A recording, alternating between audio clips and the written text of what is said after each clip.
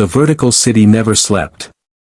Nar Shaddaa's neon-drenched skyways pulsed with life even in the dead hours before dawn, when most sentient beings should have been recovering from the previous night's excesses. Holographic advertisements flickered across Durasteel towers in 1,000 languages, hawking everything from spice to starship parts to services best left unspoken. Speeders wove through traffic lanes with reckless abandon, their repulsor lift engines humming a discordant symphony that echoed off the endless cityscape. In the grimy industrial district known as the Corellian sector, something fell from the sky. No ship registered on approach. No distress beacon screamed through calm channels. No hyperspace signature appeared on any scanner within 3 parsecs. Yet witnesses would later swear they saw a tear in reality itself, a wound in space that bled crimson light and discharged something small, tumbling, burning as it plummeted toward the forest of smokestacks and refineries below. The object struck a chemical processing plant with enough force to punch through 2 levels of reinforced plating. Emergency klaxons wailed. Workers scattered. And in the settling dust and hissing steam, something moved. Logan woke to pain, which meant he was alive. He'd felt pain plenty of times over the past 2 centuries. Bullets, blades, explosions, falls that should have killed him a dozen times over. His healing factor always dragged him back, knitting bone and flesh until he could stand and fight again. This time felt different. Wrong. The air tasted like chemicals and ozone instead of the familiar industrial stench of the Sentinel facility where he'd been fighting moments ago. The sounds were all wrong, alien machinery, unfamiliar voices shouting in languages his brain couldn't quite parse. He pushed himself to his knees, adamantium claws sliding free with their familiar snicked. 6 blades gleamed in the flickering emergency lighting, reflecting faces he'd never seen before, humanoids mostly, but wrong. Blue skin. Head tails. Too many eyes. They wore coveralls and carried tools, not weapons, and they backed away with the universal body language of people who wanted no part of whatever the hell just crashed through their ceiling. Easy, Logan growled, retracting his claws. His voice came out rougher than usual, throat raw from whatever dimensional transit had deposited him here. I ain't looking for trouble. A Rodian supervisor jabbed a green finger toward the gaping hole in the ceiling. Its translator unit crackled, security coming. You go. Now. Logan didn't need to be told twice. His enhanced hearing picked up the whine of approaching speeders and the metallic clink of what sounded like armor. He'd been through enough Black Ops missions to recognize a containment response when he heard one. He moved fast, ignoring the protests from ribs that were still knitting back together, and dove through an access hatch into the maintenance tunnels beyond. The undercity of Nar Shaddaa was a vertical maze of ducts, conduits, and forgotten infrastructure. Logan descended on instinct, following the flow of warmer air and the distant sounds of habitation.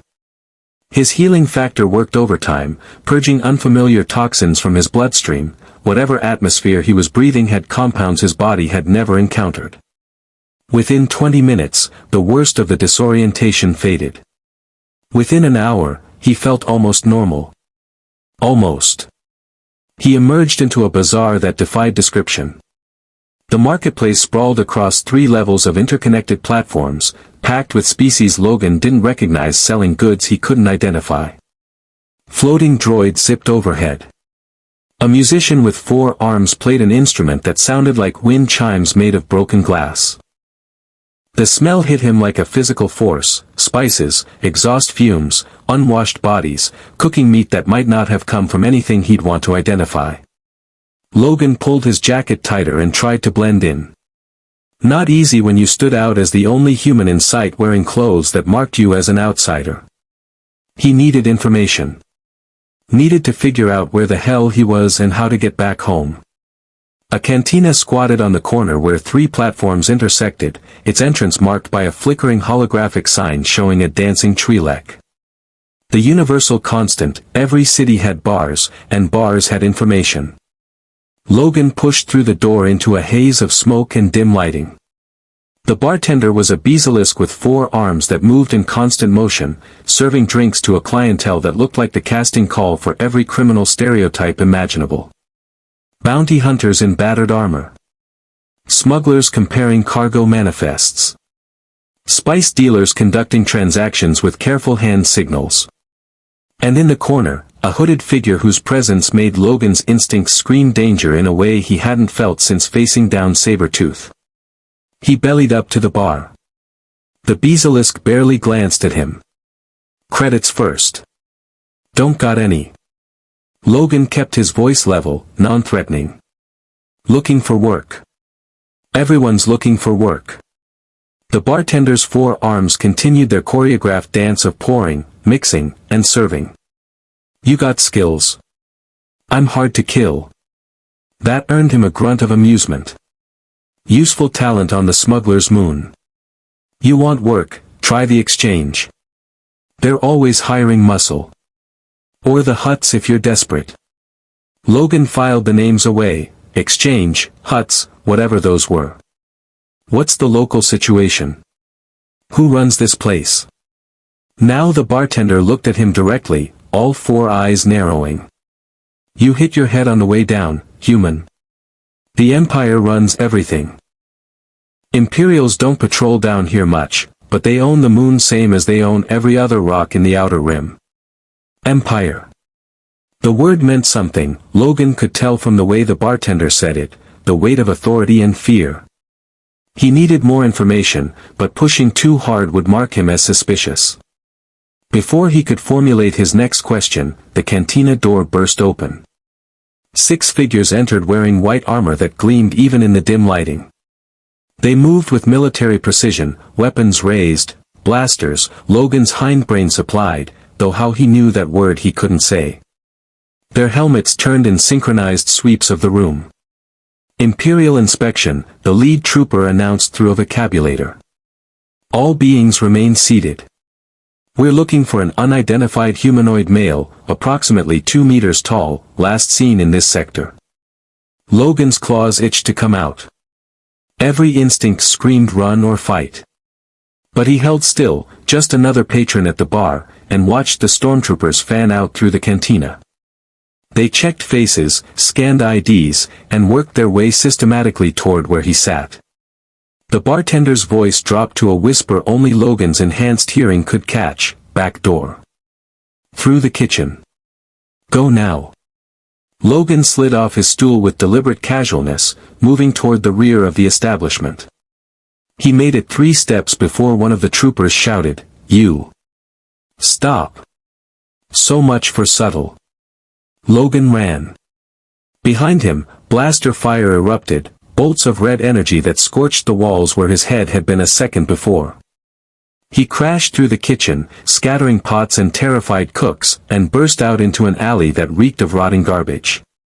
The stormtroopers poured out after him, their weapons tracking his movement with unsettling accuracy. A bolt caught him in the shoulder. The impact spun him around, and Logan snarled at the burning pain. Not a bullet. Energy weapon.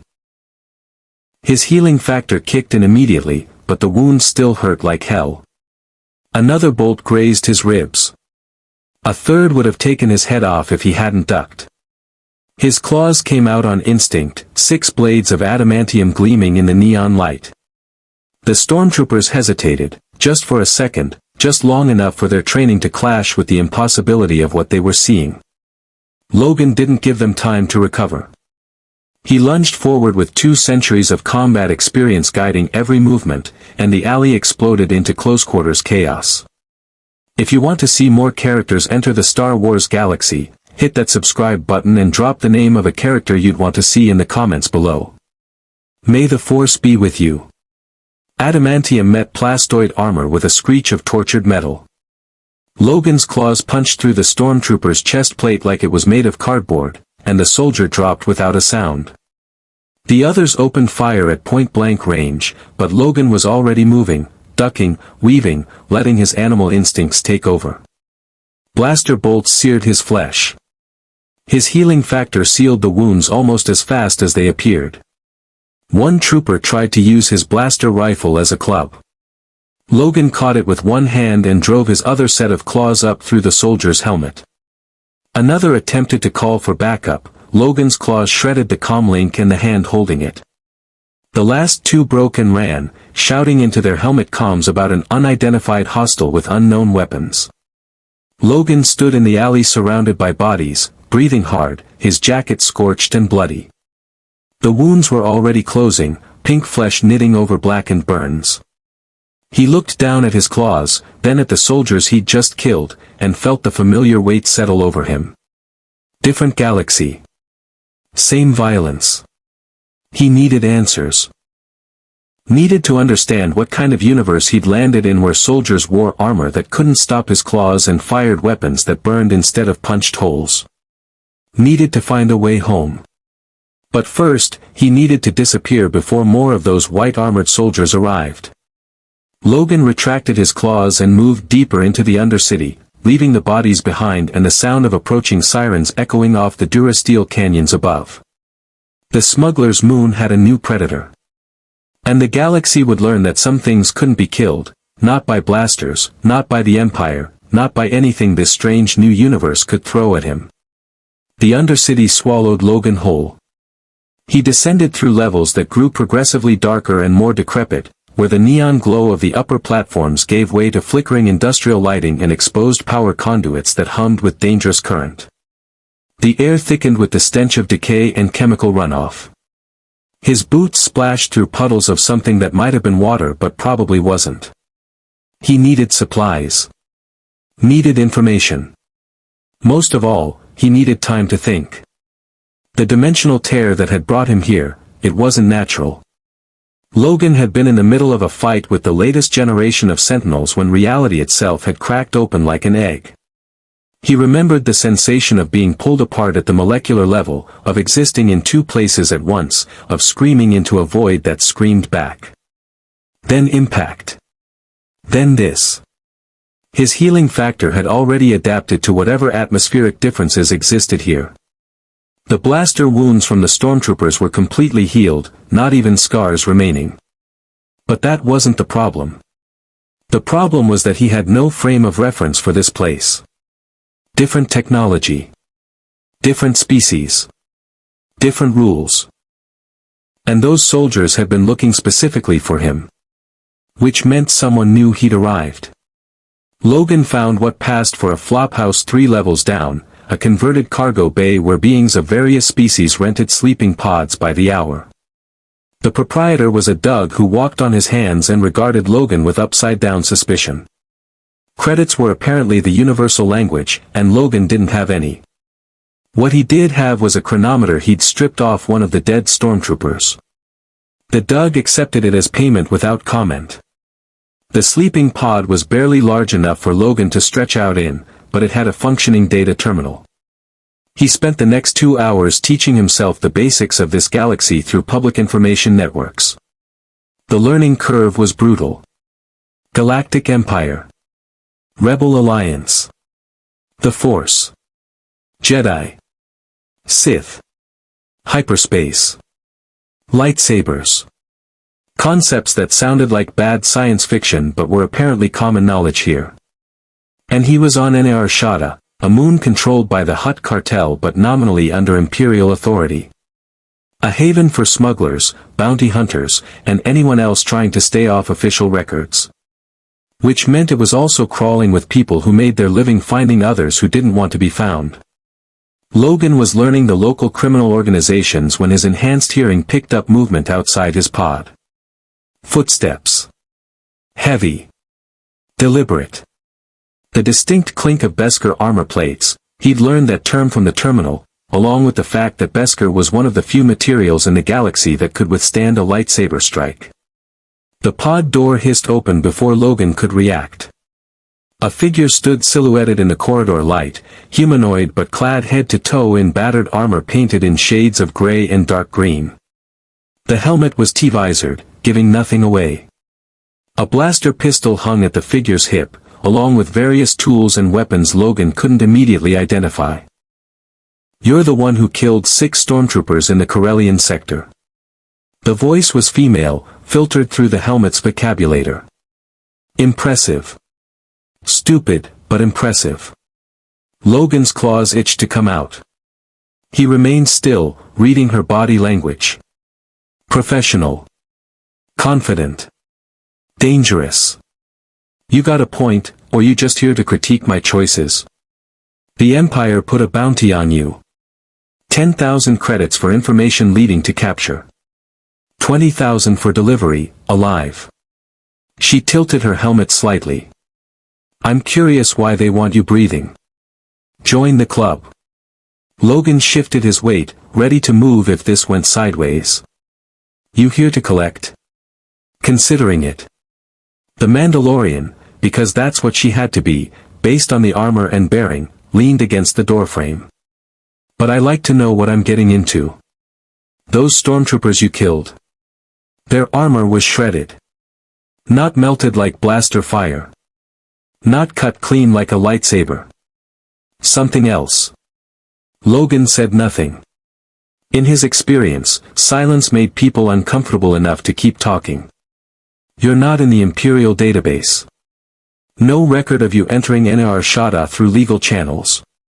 No ship registered to your name or genetic signature. She pushed off the doorframe and took a step closer. You appeared out of nowhere, survived direct blaster fire according to the security footage I accessed, and killed trained soldiers with your bare hands. So either you're a new kind of combat droid with exceptional programming, or you're something I've never encountered before. Third option. Logan met her hidden gaze. I'm just a guy trying to figure out where the hell he is. A guy with claws made of metal. I've seen the footage. Of course she had. In a place like this, security cameras were everywhere and privacy was a commodity. Logan made a decision. Sometimes the truth worked better than a lie, especially when the lie wouldn't hold up to scrutiny. His claws slid out with their characteristic sound. 6 blades of adamantium gleamed in the pod's dim lighting. The Mandalorian's hand didn't move toward her weapon, but Logan could sense her tension ratchet up several notches. Bone structure reinforced with a metal called adamantium, Logan explained. Healing factor that keeps me alive when I shouldn't be. Enhanced senses. I'm a mutant from a place that ain't anywhere in your star charts. Mutant. The Mandalorian repeated the word like she was tasting it. Genetic deviation from baseline human standard. Something like that. She was quiet for a long moment, processing. Then, show me the healing. Logan retracted his claws and held out his hand. You got a knife? The Mandalorian drew a vibroblade from her belt and tossed it to him handle first. Logan caught it, pressed the blade against his palm, and drew a deep cut. Blood welled up, dark red in the artificial light.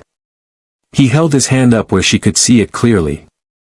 The wound sealed itself in seconds. Flesh knit together like watching a recording played in reverse. Within 30 seconds, there was no sign he'd ever been cut. Logan wiped the blood on his jacket and tossed the vibroblade back. Carabast, the Mandalorian breathed. You really can't be killed. I can be killed. It's just really hard. Logan studied her, trying to get a read through the armor. You got a name, or should I just keep thinking of you as the bounty hunter who hasn't decided whether to shoot me yet? Mirda cast. She holstered her vibroblade. And I've decided I'm not turning you in. The Empire wants you too badly, which means they'll probably dissect you to figure out how you work. I've seen what Imperial scientists do to interesting specimens. It's not quick. Appreciate the concern. You always this sentimental about your bounties. I choose my contracts carefully. Mirda shifted her stance, the armor plates clicking softly. The Empire's credits spend the same as anyone else's, but I prefer clients who aren't planning to vivisect their targets. Call it professional standards.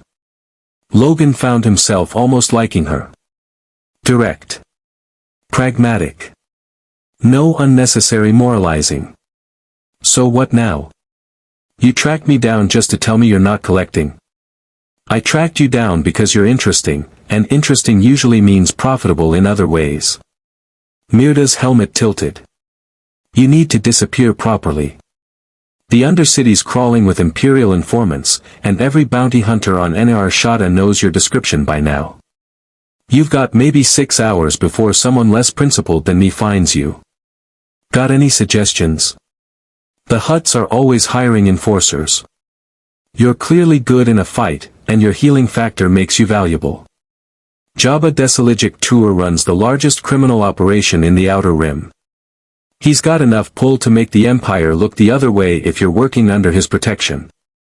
Logan's instincts rebelled at the idea of working for someone named Jabba, but survival came first. And the catch? Hutts own their employees. You take Jabba's credits, you follow Jabba's orders. Some of those orders won't be pleasant. Myrda paused. But you'll be alive and have time to figure out your next move. Better than letting the Empire turn you into a science project. It wasn't much of a choice, but Logan had made harder decisions with fewer options. You know how to get an audience with this Jabba? I know people who know people. It'll cost you, though. I got nothing except the clothes on my back and an attitude problem. The attitude problem might be worth something. Logan could hear the smile in Myrda's voice. Hutts respect strength. You walk into Jabba's palace and prove you're worth keeping around, he might hire you on the spot. Of course, proving yourself usually involves the Rancor pit. Rancor? Large carnivorous creature. Jabba likes to feed people to it for entertainment. Myrda started to turn, then paused. One more thing. Those claws of yours, what happens when they meet a lightsaber? No idea. Never fought anyone with a laser sword before. Then pray you don't meet an Inquisitor. The Empire's Force-sensitive hunters have been sniffing around Nar Shaddaa lately. They're looking for Jedi survivors, but they'll notice you too. And unlike stormtroopers, they're actually dangerous. Logan filed that away with the growing list of threats in this galaxy. Stormtroopers. Inquisitors. Jabba's Rancor. The Empire itself. And somewhere behind it all, someone who detected his arrival and wanted him badly enough to mobilize troops within hours. Why are you helping me? Logan asked as Myrda reached the corridor. You don't know me. Got no reason to trust one won't turn around and gut you. Myrda looked back over her shoulder. My grandfather always said the galaxy needs more people who can't be controlled. The Empire's got enough soldiers who follow orders without question. Someone like you. She tapped her helmet. You're a variable they can't account for. And variables make things interesting. She disappeared into the corridor, leaving Logan alone with his thoughts and a decision to make. Stay hidden and hope the Empire gave up looking, unlikely. Find a way off-world and keep running, possible, but running from what? He had no idea how to get home. Or he could do what he'd always done, survive by any means necessary, even if that meant working for criminals. Logan thought about the X-Men. About Storm and Cyclops and Jean. About a world where he'd finally found something resembling a home after 200 years of wandering. He thought about the dimensional rift that had torn him away from all of it and deposited him in a galaxy where faster-than-light travel was common and people wielded laser swords powered by mystical energy. He thought about the stormtroopers he'd killed and how easy it had been. About the Empire that wanted him captured and dissected. About the fact that even here, in a universe beyond his own, violence found him like an old friend. Logan retracted into the sleeping pod and stared at the ceiling. Somewhere up there, past the layers of durasteel and neon and darkness, was a galaxy at war. Empire versus rebellion.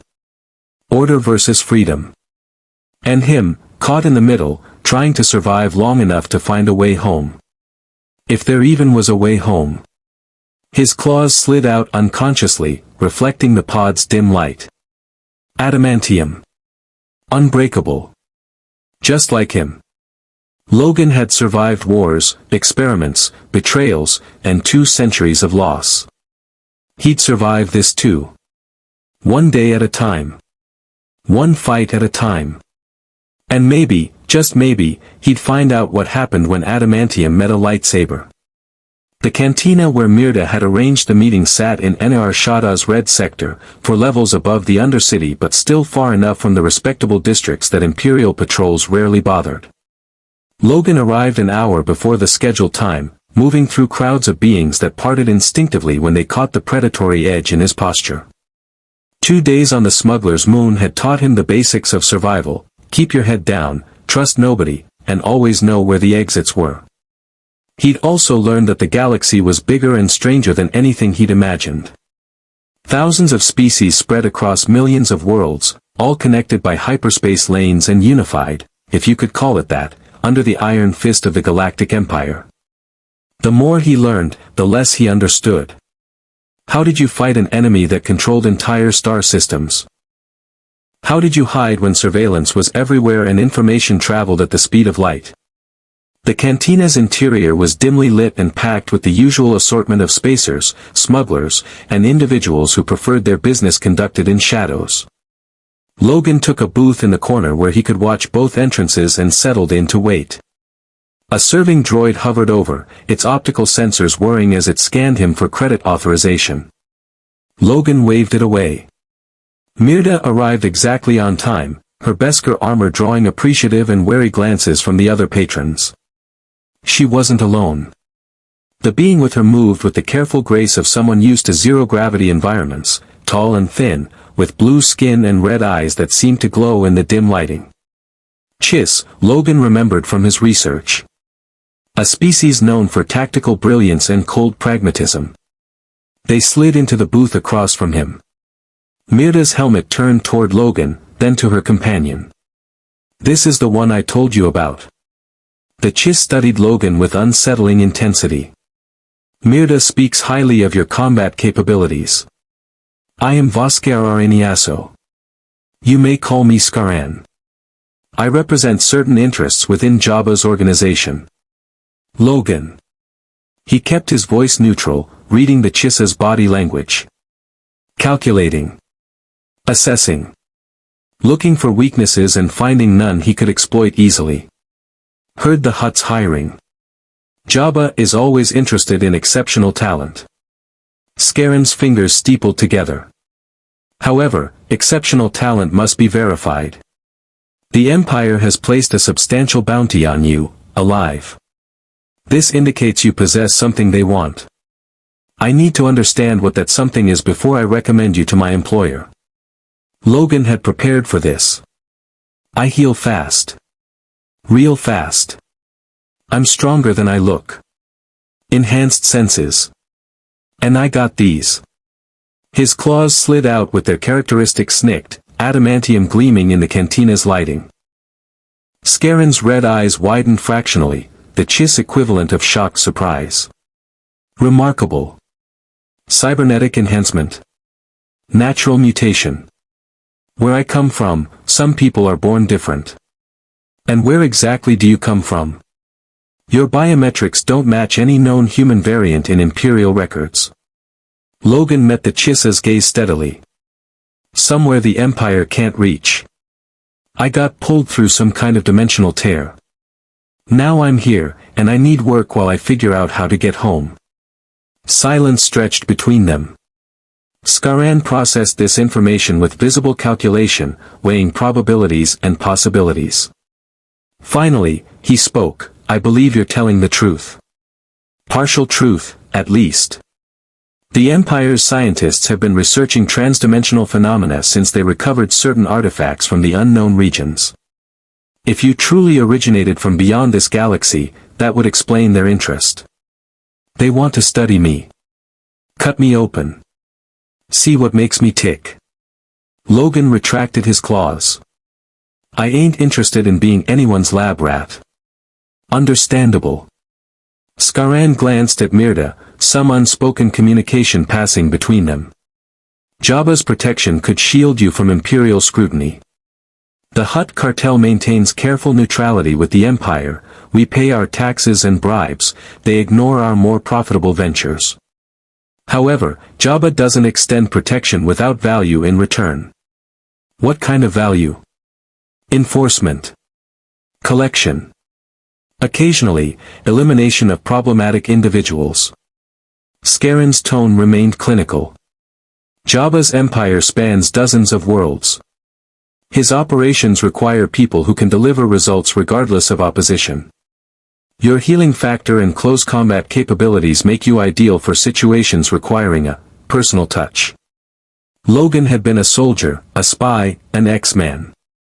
He'd killed more people than he cared to remember, most of them because someone in authority said they needed killing. Working as a Hutt enforcer wasn't much different, except the authority was a criminal instead of a government. And in his experience, criminals were often more honest about their motives. I got conditions, Logan said. I don't kill kids. I don't do slavery. And I don't take jobs that involve helpless people who can't fight back. Scarron's expression suggested this was unexpected. You have moral limitations. I got standards. Different thing. Jabba may not appreciate limitations in his employees. Then Jabba can find someone else. Logan leaned back, forcing himself to appear relaxed despite the tension coiling in his gut. I'm good at what I do. Real good. But I do it my way, or I don't do it at all. Myrda's helmet tilted. Told you he had an attitude problem. Scarron was quiet for another long moment. Then, surprisingly, he smiled, a thin expression that didn't reach his glowing eyes. Very well. I will arrange a meeting with Jabba. However, understand that the Hutt will test you. He tests everyone. If you fail that test, my recommendation means nothing. What kind of test? That depends on Jabba's mood. Sometimes it's the Rancor pit. Sometimes it's a contract that previous enforcers failed to complete. Sometimes it's simply surviving an audience in his palace. Scarron stood, his movements fluid. Be at Docking Bay 94 in the refugee sector tomorrow at sundown. A transport will take you to Jabba's palace on Tatooine. Come armed and prepared for violence. The Chiss departed, leaving Logan alone with Myrda. She remained seated, her armored form radiating readiness for violence even in rest. You really think you can work for a Hutt? She asked. I can work for anyone as long as the money's good and the jobs don't cross certain lines. Logan studied her helmet, wishing he could see her expression. Why do you care? I don't. But Scarron's one of the few honest operators in Jabba's organization, and I prefer he doesn't get blamed when you inevitably piss off the Hutt and end up as Rancor food. You got a low opinion of my survival skills. I've got a realistic opinion of how Hutts treat employees who challenge their authority. Myrda stood. But for what it's worth, I hope you prove me wrong. The galaxy could use someone who can't be killed and won't be controlled. She left him with that thought. Logan sat in the booth for another 20 minutes, nursing a drink the serving droid had eventually convinced him to purchase with credits Myrda had slipped him. The liquid burned going down and tasted like fermented engine coolant, but it was alcohol and it helped him think. Tatooine. Jabba's palace. A test that might involve fighting a creature called a Rancor. Logan had faced worse odds before, but always with the X-Men watching his back or at least a clear understanding of what he was fighting. Here, he was alone in a galaxy where the rules were completely different and the stakes included being dissected by Imperial scientists. He thought about refusing. About finding a ship and stealing passage off-world, keeping ahead of the bounty hunters and Imperial agents until he found someone who could help him understand the dimensional rift that brought him here. But that was running, and Logan had done enough running for several lifetimes. Better to plant his feet and fight. At least when you fought, you controlled something. At least violence was honest. Logan finished his drink and stood. Tomorrow, he'd meet a crime lord. Tonight, he needed to prepare. His claws were always ready, his healing factor always active, but 2 centuries of combat had taught him that going into a fight without reconnaissance was a good way to end up dead, or in his case, captured and experimented on. He made his way back to the Undercity through routes he'd memorized, his enhanced senses alert for pursuit. Twice he detected surveillance, probably bounty hunters tracking the movements of potential targets. He lost them in the vertical maze of the lower levels, doubling back through maintenance tunnels and across suspended catwalks that swayed dangerously over bottomless chasms. The sleeping pod he'd rented was undisturbed. Logan sealed himself inside and accessed the data terminal, pulling up everything he could find about Tatooine and Jabba the Hutt. What he learned wasn't encouraging. Tatooine was a desert world in the Outer Rim, controlled by the Hutt cartel and largely ignored by the Empire except as a haven for criminals and smugglers. Jabba the Hutt was one of the most powerful crime lords in the galaxy, with operations spanning smuggling, spice trafficking, gambling, and slavery. His palace was a fortress built into desert cliffs, staffed by guards, droids, and various monsters he kept for entertainment. The Rancor pit was real. Jabba's pet Rancor had killed dozens of beings for the Hutt's amusement. There was footage, grainy holographic recordings that showed a creature the size of a small building tearing victims apart with casual brutality. Logan studied the creature's movements, looking for weaknesses. Fast for its size. Powerful. Hungry. But still an animal, and animals could be predicted. He found references to the Empire's interest in dimensional research buried in declassified scientific journals. The Empire had apparently recovered something called a world between worlds from the ruins of a Jedi temple on Lothal, a mystical nexus point that connected different moments in time and possibly different realities. If the Empire was studying transdimensional phenomena, that might explain their immediate interest in his arrival. Which meant they weren't going to stop looking for him. Not when he represented a walking proof of concept for their research. Logan killed the terminal and lay back in the cramped sleeping pod. His mind refused to quiet, cycling through scenarios and contingencies. The meeting with Jabba. Potential combat situations. Escape routes if things went sideways. The ever-present question of how to find a way home. Sleep came eventually, restless and filled with fragmented dreams. He was fighting Sentinels in the mansion, then fighting stormtroopers in the Undercity, then fighting something massive and hungry in a pit while a slug-like creature laughed. The dreams blurred together until he couldn't distinguish memory from nightmare. He woke 4 hours before sundown, already alert. His healing factor had worked through the night, purging the last traces of unfamiliar toxins from his system and optimizing his physiology for the local environment.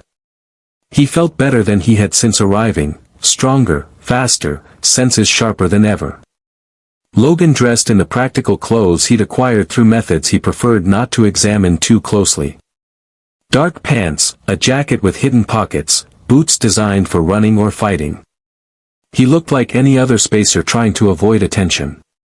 Except for the claws hidden in his knuckles and the adamantium skeleton that made him nearly indestructible.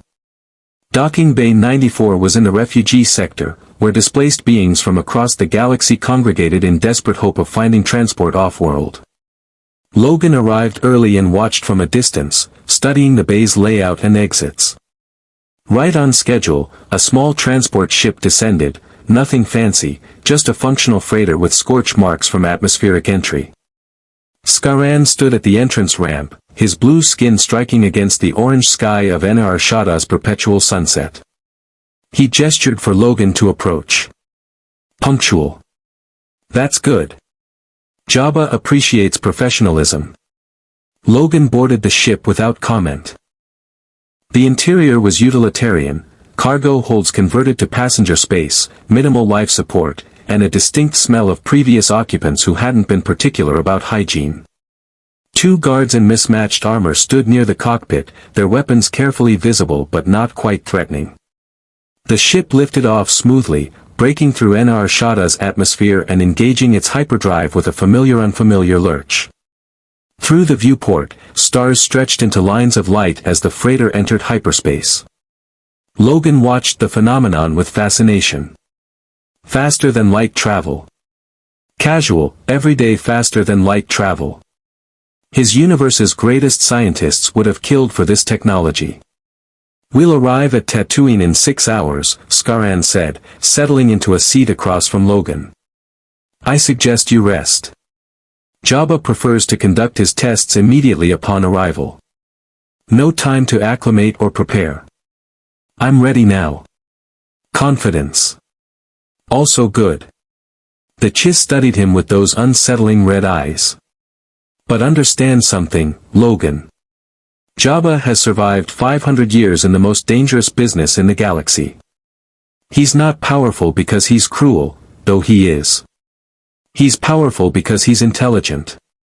Don't underestimate him because he looks like an overgrown slug. Logan filed that away. 500 years. Longer than his own lifespan, and he thought he was old. What's he going to have me do? I genuinely don't know. Jabba's tests are tailored to the individual. For you. Scarron's thin smile returned. I suspect he'll want to see if you're as hard to kill as Mirta claims.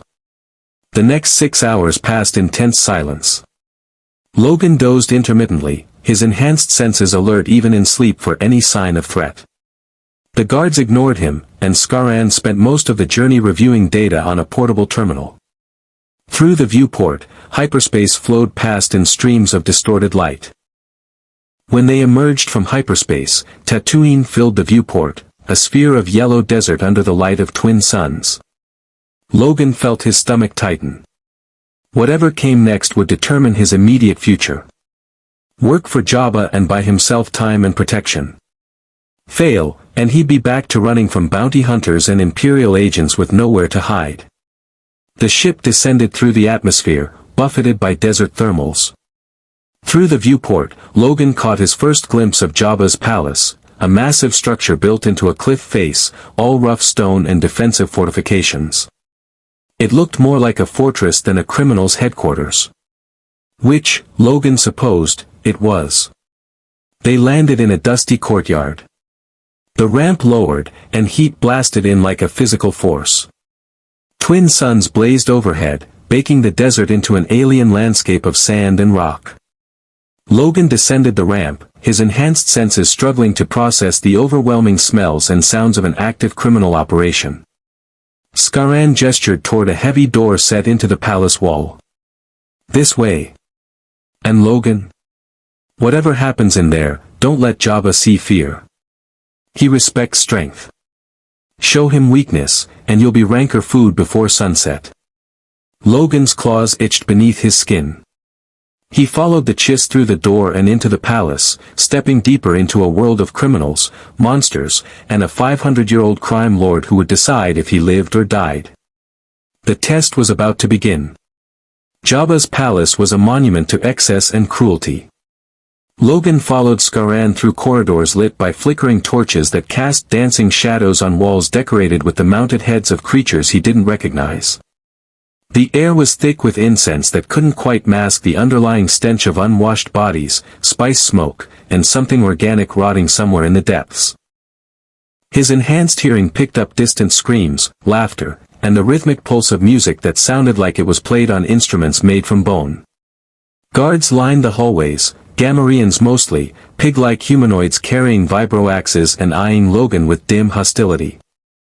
Others wore mismatched armor and carried an assortment of weapons. This wasn't a military organization. This was a collection of thugs held together by fear and profit. They descended deeper into the palace, the temperature rising as they went below ground level. Logan's instincts screamed that he was walking into a trap, but he kept his expression neutral and his hands loose at his sides. If this went bad, he'd need to move fast. The throne room opened before them like a mouth. The chamber was massive, circular, with a raised dais at one end where something enormous lounged on a platform surrounded by hookah pipes and servo droids. The floor was packed with beings of every species Logan had seen on Nar Shaddaa and dozens he hadn't, dancers, musicians, hangers-on, and enforcers all competing for the attention of the thing on the throne. Jabba the Hutt was exactly as disgusting as the Holos had suggested. Massive beyond reason, a slug-like creature that had to weigh several tons, with eyes that gleamed with cold intelligence above a wide mouth filled with sharp teeth. He wore no clothing except elaborate jewelry, chains of gold and precious stones draped across his bulk. One corpulent arm held a hookah pipe, while the other rested on the head of a Twi'lek slave girl chained to his throne. Skaran approached the dais and bowed, not deep, but respectful. He spoke in a language Logan didn't understand, his voice carrying through the throne room. The music died away. Conversation stopped. Every eye turned to focus on the newcomer with the Chiss handler. Jabba responded in the same language, deep, rumbling, like boulders grinding together. Logan's enhanced hearing caught the nuances in the Hutt's voice. Amusement, curiosity, and underneath it all, casual cruelty. This was a being who could order someone's death and forget about it before the body hit the ground. A protocol droid, golden, humanoid, moving with affected dignity, scurried forward. His Excellency welcomes you to his palace, the droid translated in accented basic. He has been informed of your unique qualities and wishes to verify Skaran's recommendation personally. Logan stepped forward without being prompted. He met Jabba's gaze directly, refusing to show submission. I'm here to work. You got jobs that need doing, I can do them. That's simple. The droid translated. Jabba's laughter shook his bulk, a wet sound that made several courtiers join in nervously. The Hutt spoke again, his tone shifting to something more dangerous. His Excellency finds your confidence amusing, the droid said. However, he notes that many have claimed exceptional skills only to disappoint. He wishes to see a demonstration of your healing capabilities. Logan had expected this. What did you have in mind? Jabba gestured lazily to one of the Gamorrean guards. The guard approached, raising his vibro axe with evident eagerness. Logan didn't move, just stood there as the guard swung the weapon with enough force to cleave him in half. The blade bit into Logan's shoulder with a wet crunch. Pain exploded through his nervous system, bright, sharp, immediate. The vibro axe had cut deep, probably severed muscle and nicked bone. Blood soaked his jacket and spattered on the floor. The guard yanked the weapon free, and Logan staggered but didn't fall. The throne room went silent.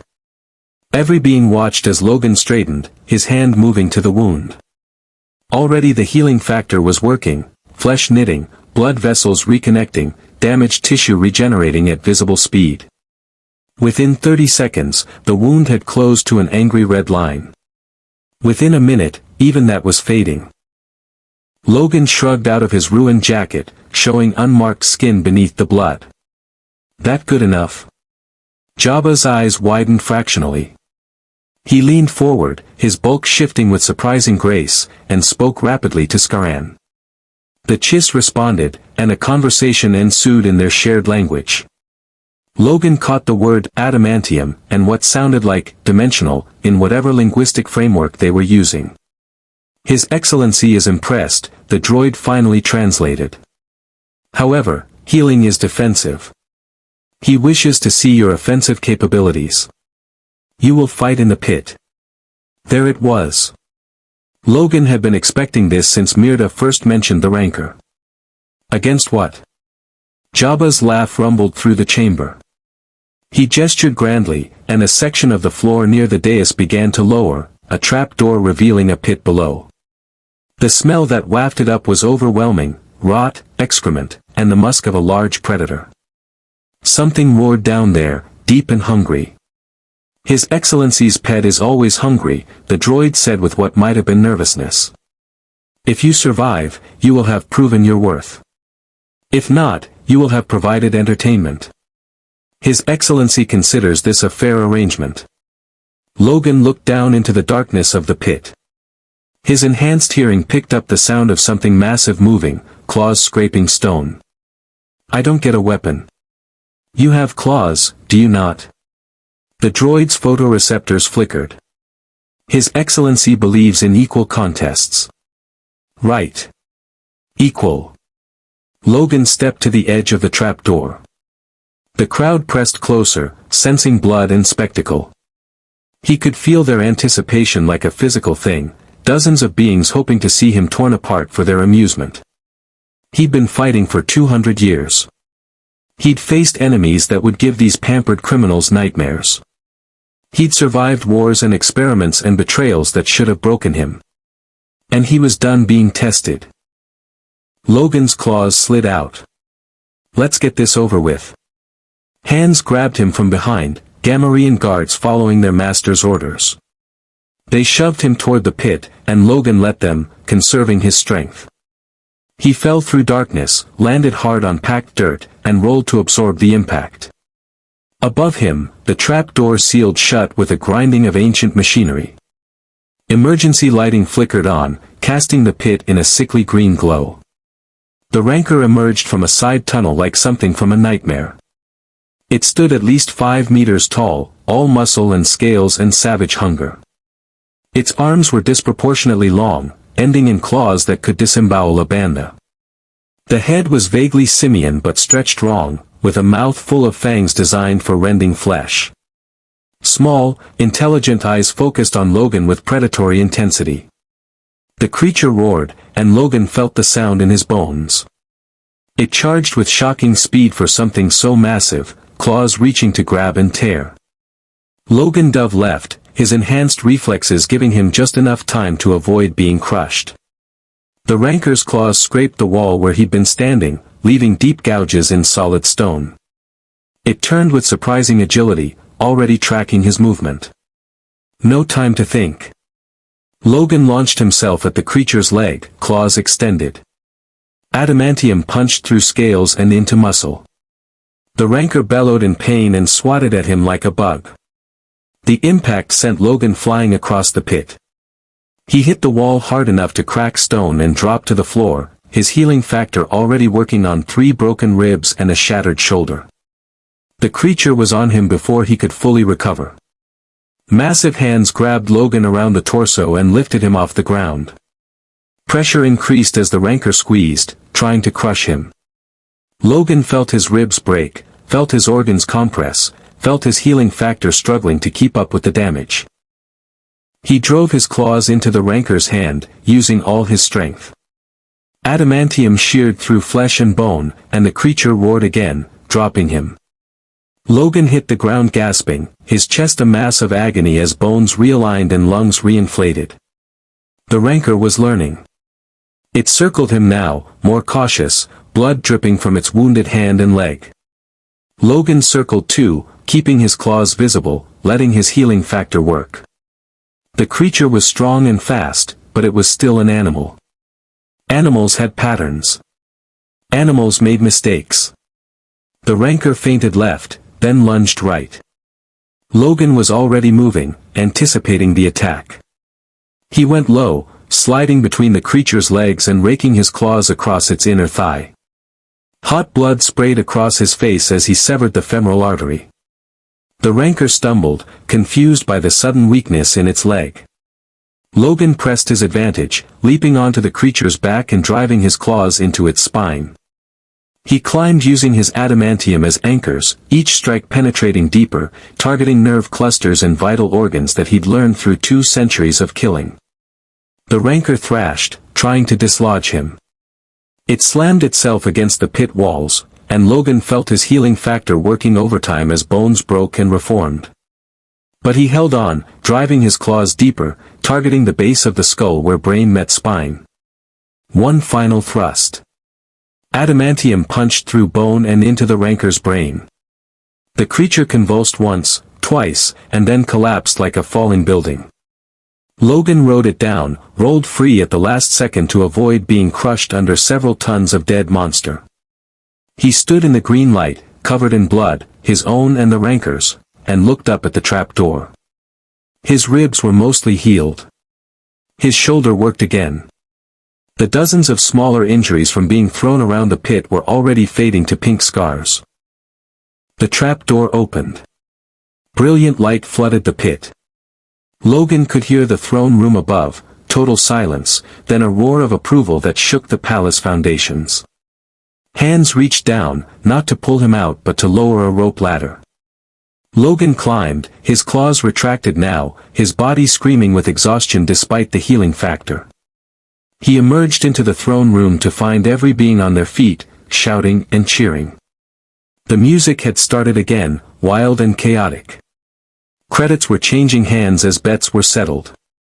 And on his throne, Jabba the Hutt was laughing, a sound of genuine delight. The protocol droid approached, its photoreceptors bright with what might have been excitement.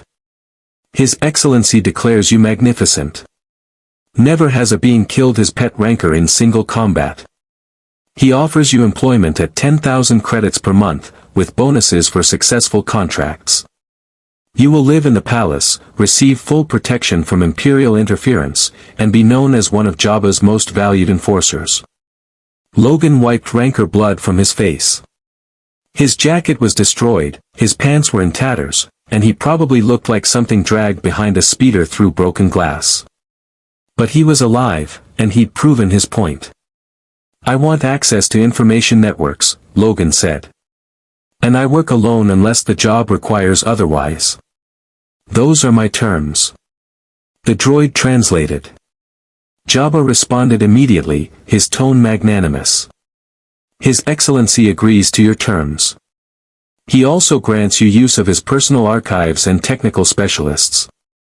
He is curious about your origins and wishes to assist in your research regarding dimensional phenomena. The droid paused.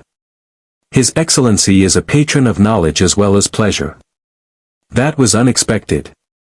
Logan studied the hut, seeing the intelligence behind the monstrous appearance. Jabba wasn't just a crime lord. He was a survivor who'd lasted 500 years by being smarter than his enemies and more useful than his competitors. And now he saw Logan as both an asset and a curiosity worth cultivating. Deal, Logan said. Jabba gestured grandly, and servants rushed forward with clean robes, water, and food. Someone pressed a drink into Logan's hand, something alcoholic that burned pleasantly on the way down. Skaran appeared at his elbow, his red eyes gleaming with satisfaction. You've made quite an impression, the Chiss murmured.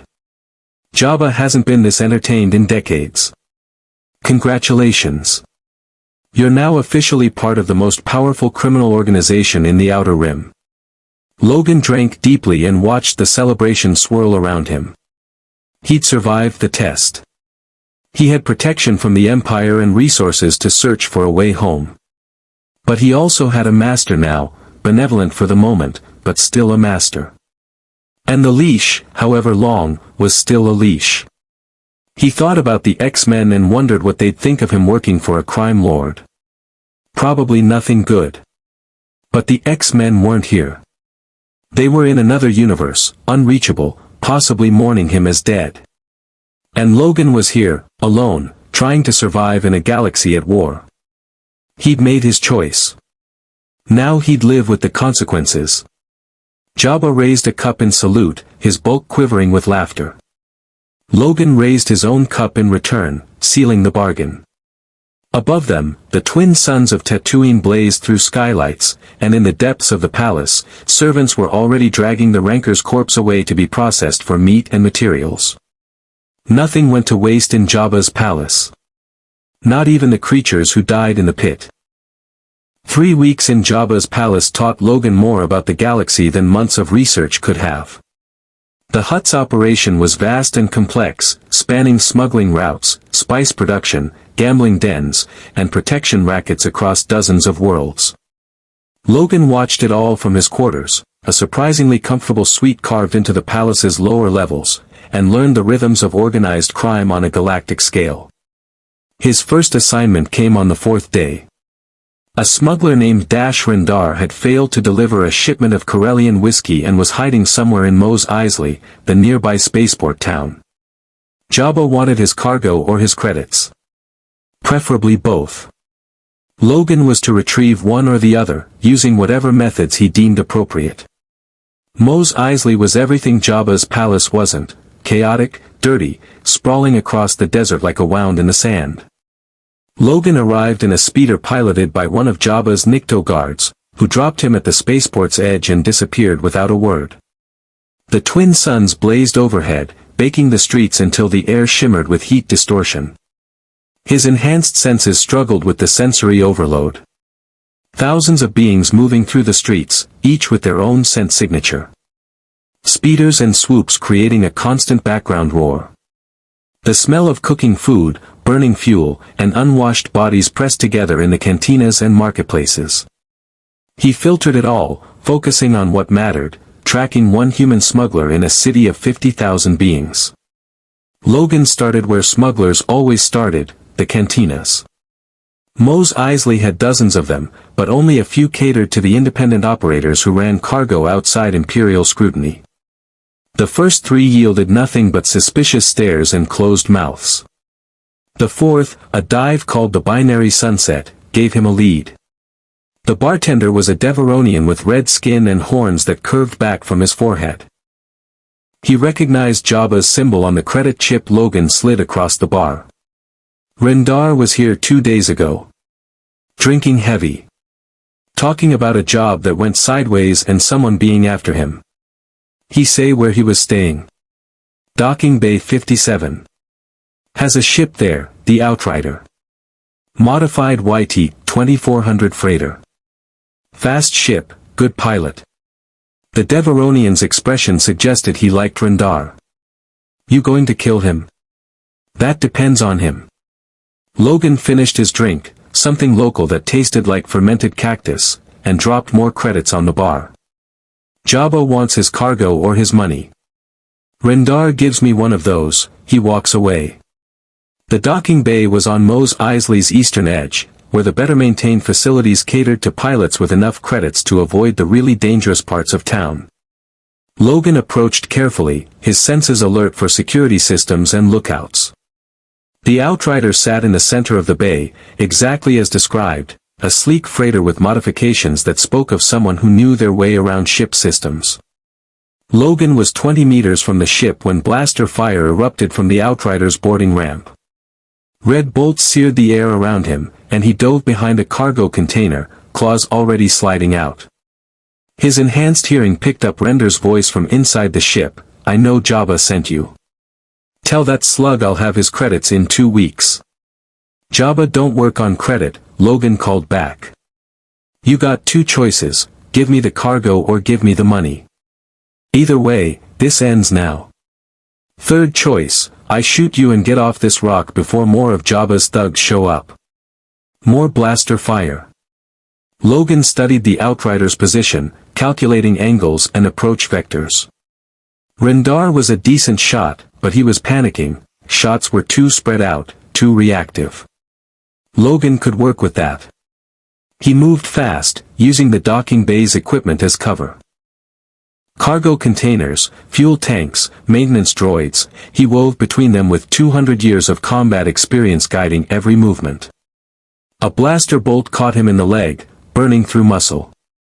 His healing factor sealed the wound before he'd gone 3 more steps. Logan reached the Outrider's boarding ramp and lunged up it before Rendar could adjust his aim.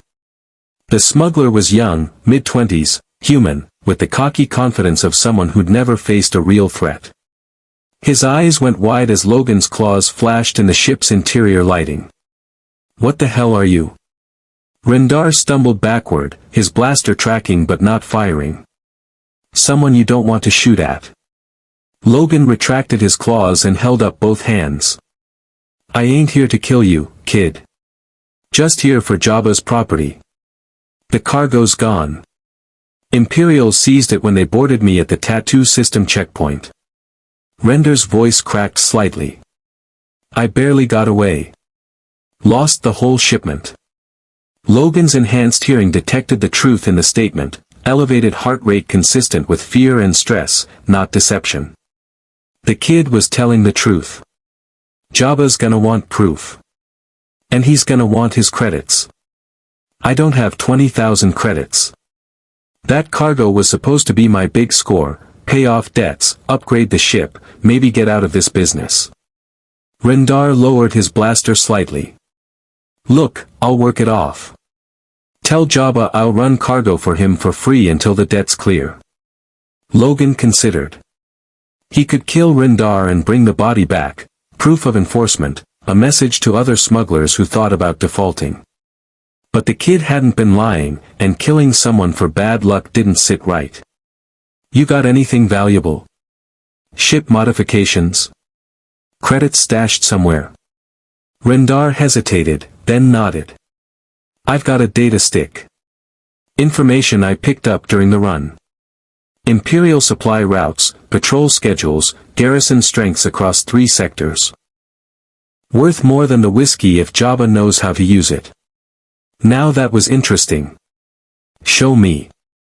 The data stick was hidden in a compartment behind the Outrider's navigation console. Logan examined it with the technical knowledge he'd absorbed over decades of missions. The data was encrypted, but the file size suggested extensive information.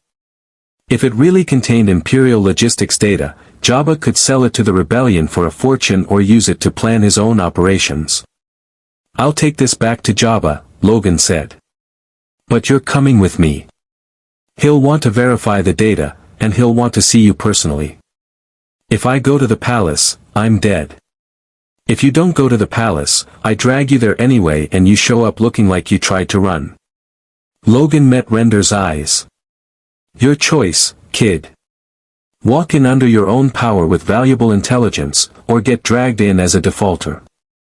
Which one you think ends better for you?"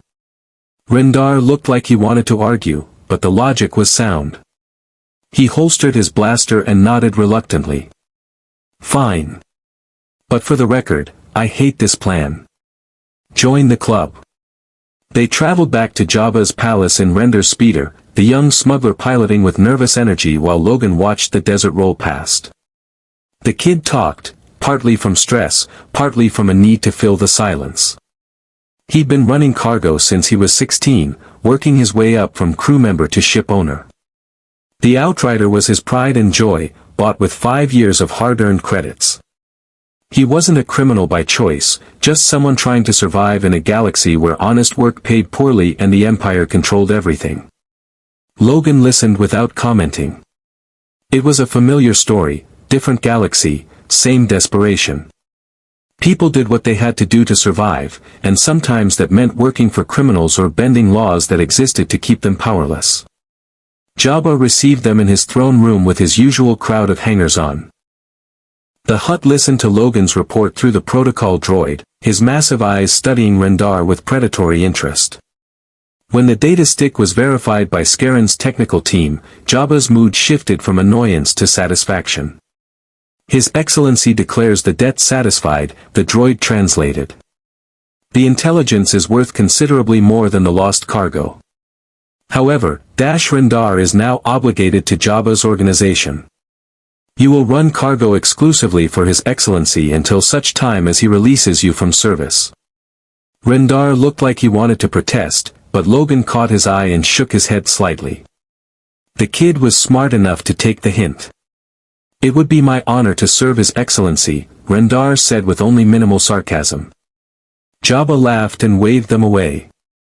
Logan escorted Rendar out of the throne room, and once they were in the corridor the smuggler exhaled shakily. "Thanks. For not killing me, I mean. Don't thank me yet. You're working for Jabba now. That means you do what he says, when he says it, or you end up as Rancor food." Logan paused. "But you play it smart, keep your head down, you might survive long enough to buy your way out. And you? You play it smart?" Rendar studied him with curiosity. "You don't seem like the usual Hutt enforcer." "I ain't from around here." "Yeah, I picked up on that." Rendar gestured to where Logan's jacket sleeve had been torn during the confrontation, revealing unmarked skin where the blaster wound had been. "You healed that leg wound in minutes." "I saw it." "What are you?" Logan considered how much to reveal. But Rendar had proven himself reasonably trustworthy, and having allies in Jabba's organization might prove useful. "I'm a mutant. Born different. Where I come from, some people have abilities that set them apart." "Like the Force?" "No. This is biological. Genetic mutation that gives me enhanced healing, enhanced senses, and these." Logan's claws slid out briefly, then retracted. "I got pulled through some kind of dimensional rift and ended up here. Now I'm trying to figure out how to get home." Rendar whistled low. "Dimensional travel. That's theoretical stuff. Cutting-edge physics. The Empire's been researching it, but I didn't think anyone had actually achieved it." I didn't achieve anything. It happened to me. Logan started walking toward his quarters, and Rendar fell into step beside him. You know anything about the Empire's dimensional research? Just rumors. There's a facility somewhere in the unknown regions where they study weird stuff, alien artifacts, force phenomena, theoretical physics. They call it Project Blackwing or something like that. Rendar's expression suggested he was already thinking through possibilities. If anyone in this galaxy knows about dimensional rifts, it'd be the scientists working on Imperial research projects. Logan filed that information away. Imperial Research Facility. Unknown regions. It wasn't much, but it was more than he'd had before. You hear anything more specific, you let me know. There's credits in it. Credits I can do. Rendar grinned, some of his earlier confidence returning. Welcome to Jabba's organization, I guess. Try not to kill too many people your first month. Makes the rest of us look bad. Over the following weeks, Logan settled into his role as one of Jabba's enforcers. The work was straightforward: collect debts, intimidate rivals, escort valuable shipments, and occasionally eliminate problems that couldn't be solved through negotiation. He kept his violence surgical and professional, avoiding unnecessary killing when intimidation worked just as well. The palace became familiar territory. He learned which guards could be bribed, which servants gossiped, and which courtiers had real influence beyond their official positions. He spent hours in Jabba's archives, searching through databases for any reference to dimensional phenomena or transdimensional research. The Hutt's collection was extensive, 500 years of accumulated intelligence from across the galaxy, but most of it focused on profitable criminal enterprises rather than theoretical physics. Skaran became something close to a friend, or at least a reliable source of information. The Chiss had served Jabba for 30 years and understood the delicate balance of working for a crime lord without losing yourself entirely. They shared drinks in the evenings, and Skaran taught Logan the basics of galactic politics, the Empire's iron grip on the core worlds, the Rebellion's desperate guerrilla campaign, the neutral territories where beings like Jabba operated with relative freedom.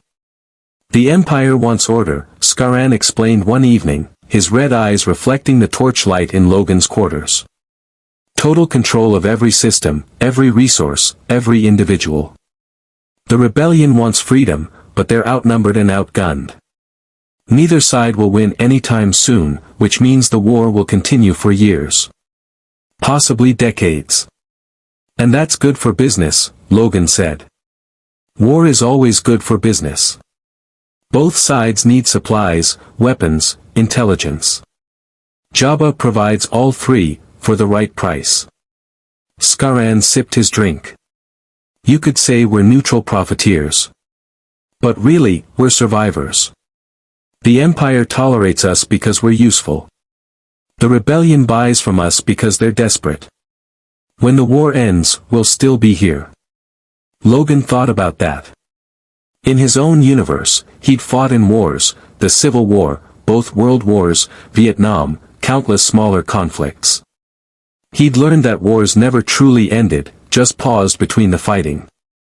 And the people who profited from war, the arms dealers, the information brokers, the ones who supplied both sides, they were always the real winners. You ever think about picking a side? Logan asked. Every day. Skaran's expression was unreadable. But picking sides means making enemies, and making enemies means dying. Jabba survived 500 years by staying valuable to everyone and threatening to no one important. It's not heroic, but it's effective. And you're okay with that? I'm alive. In this galaxy, that's more than most can say. Skaran stood, his movements fluid. You're not like the other enforcers, Logan. You have principles. Limitations on what you'll do. That makes you interesting but also dangerous. To yourself and potentially to Jabba. I do the jobs I'm given. You do the jobs that don't cross your moral lines. What happens when Jabba gives you a job that does? Skaran moved to the door, then paused. Think about that. Because eventually, it will happen.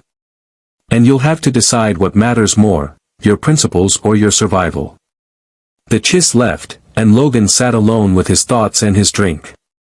Scaran was right. He'd been lucky so far. The jobs had been straightforward enforcement against beings who'd broken their agreements or threatened Jabba's interests. But eventually, the orders would come that he couldn't follow. Kill a family. Facilitate slavery. Torture information from someone helpless. What would he do then? Logan looked at his claws, sliding them out and watching the torchlight reflect off adamantium. He'd been a soldier, a killer, a reluctant hero. He'd crossed lines before, done things he regretted. But he'd always had a choice, even if the choices were terrible. Here, working for Jabba, the illusion of choice might disappear. And then he'd have to decide if finding a way home was worth losing himself in the process. The twin suns were setting beyond his window, painting the desert in shades of orange and red. Somewhere out there, the Empire continued its iron rule.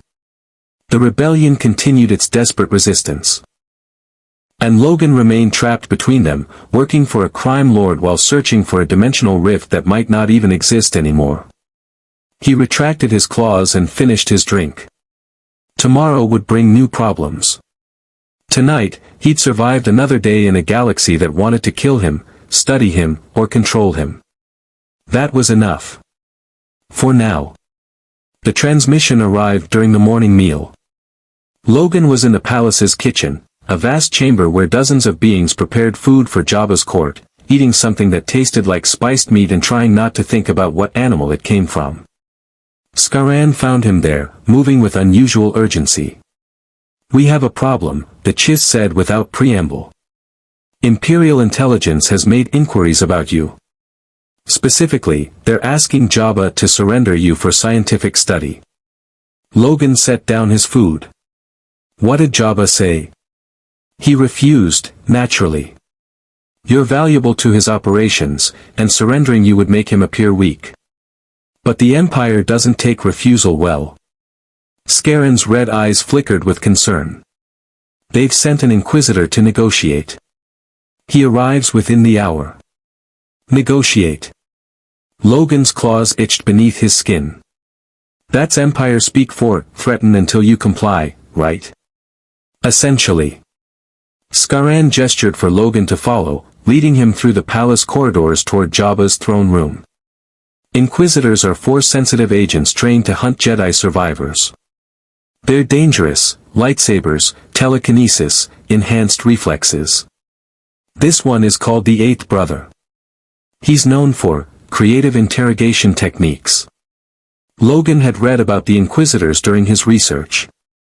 Former Jedi or Force sensitives corrupted and broken by the Empire, turned into hunting dogs for their new masters.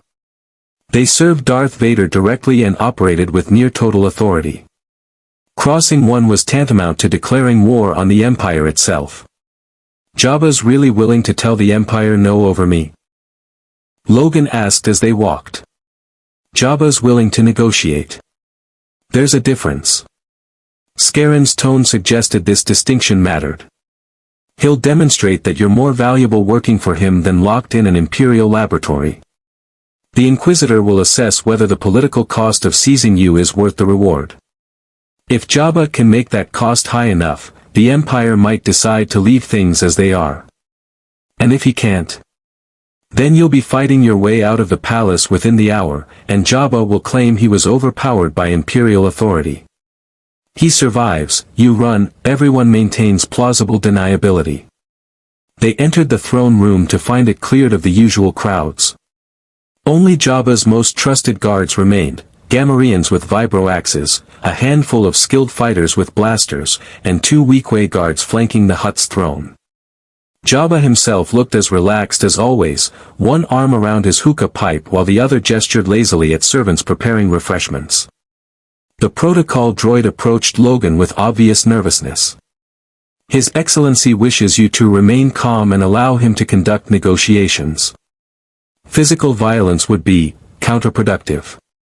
I'll play nice as long as the Inquisitor does, Logan said. Jabba rumbled something that might have been approval or warning. Logan took up a position to the side of the throne, close enough to intervene if necessary but far enough to avoid seeming immediately threatening. He watched the entrance and waited. The eighth brother entered like death-given form. He was humanoid, Tyrolean Django jumper, Logan's research supplied, with gray skin and a face marked by ritual scarring. The Inquisitor wore black armor similar to stormtrooper gear but more refined, with a long cape that swept the floor as he walked. At his belt hung a cylindrical weapon that could only be a lightsaber. But it was the presence that made Logan's instincts scream danger. The Inquisitor moved with predatory grace, each step deliberate and measured. His eyes swept the throne room, cataloging threats and weaknesses with practiced efficiency. When his gaze landed on Logan, it lingered with unsettling intensity. Jabba Desaligic Tour, the eighth brother said in accented basic. His voice was soft, almost gentle. The Empire extends its greetings and appreciation for your continued cooperation in maintaining order in the Outer Rim. Jabba responded through the protocol droid, His Excellency welcomes the Empire's representative and offers refreshments in the spirit of diplomatic courtesy. I require no refreshments. I am here regarding your newest enforcer. The Inquisitor's attention fixed on Logan. The being who arrived through dimensional displacement 3 weeks ago. Imperial intelligence wishes to study him. You will surrender him immediately. Logan tensed, ready to move. But Jabba merely laughed, a wet, rumbling sound that filled the throne room. His Excellency regrets that this is impossible, the droid translated. The individual in question has proven extremely valuable to His Excellency's operations. Surrendering him would represent a significant financial loss. The Empire will compensate you appropriately. The eighth brother took a step closer to the throne. 1 million credits. More than fair for a single enforcer. His Excellency appreciates the generous offer but must decline. The being's unique capabilities cannot be replicated, and his loss would disrupt multiple ongoing operations. Logan watched the exchange, reading the subtext beneath the diplomatic language. This was a test, Jabba demonstrating that he couldn't be bullied, the Inquisitor assessing whether violent seizure was worth the political fallout. Both were playing a game with rules Logan didn't fully understand. The eighth brother's expression remained neutral, but Logan's enhanced senses caught the subtle shift in his stance. Muscles tensing fractionally. Weight redistributing. The Inquisitor's hand drifted toward his lightsaber.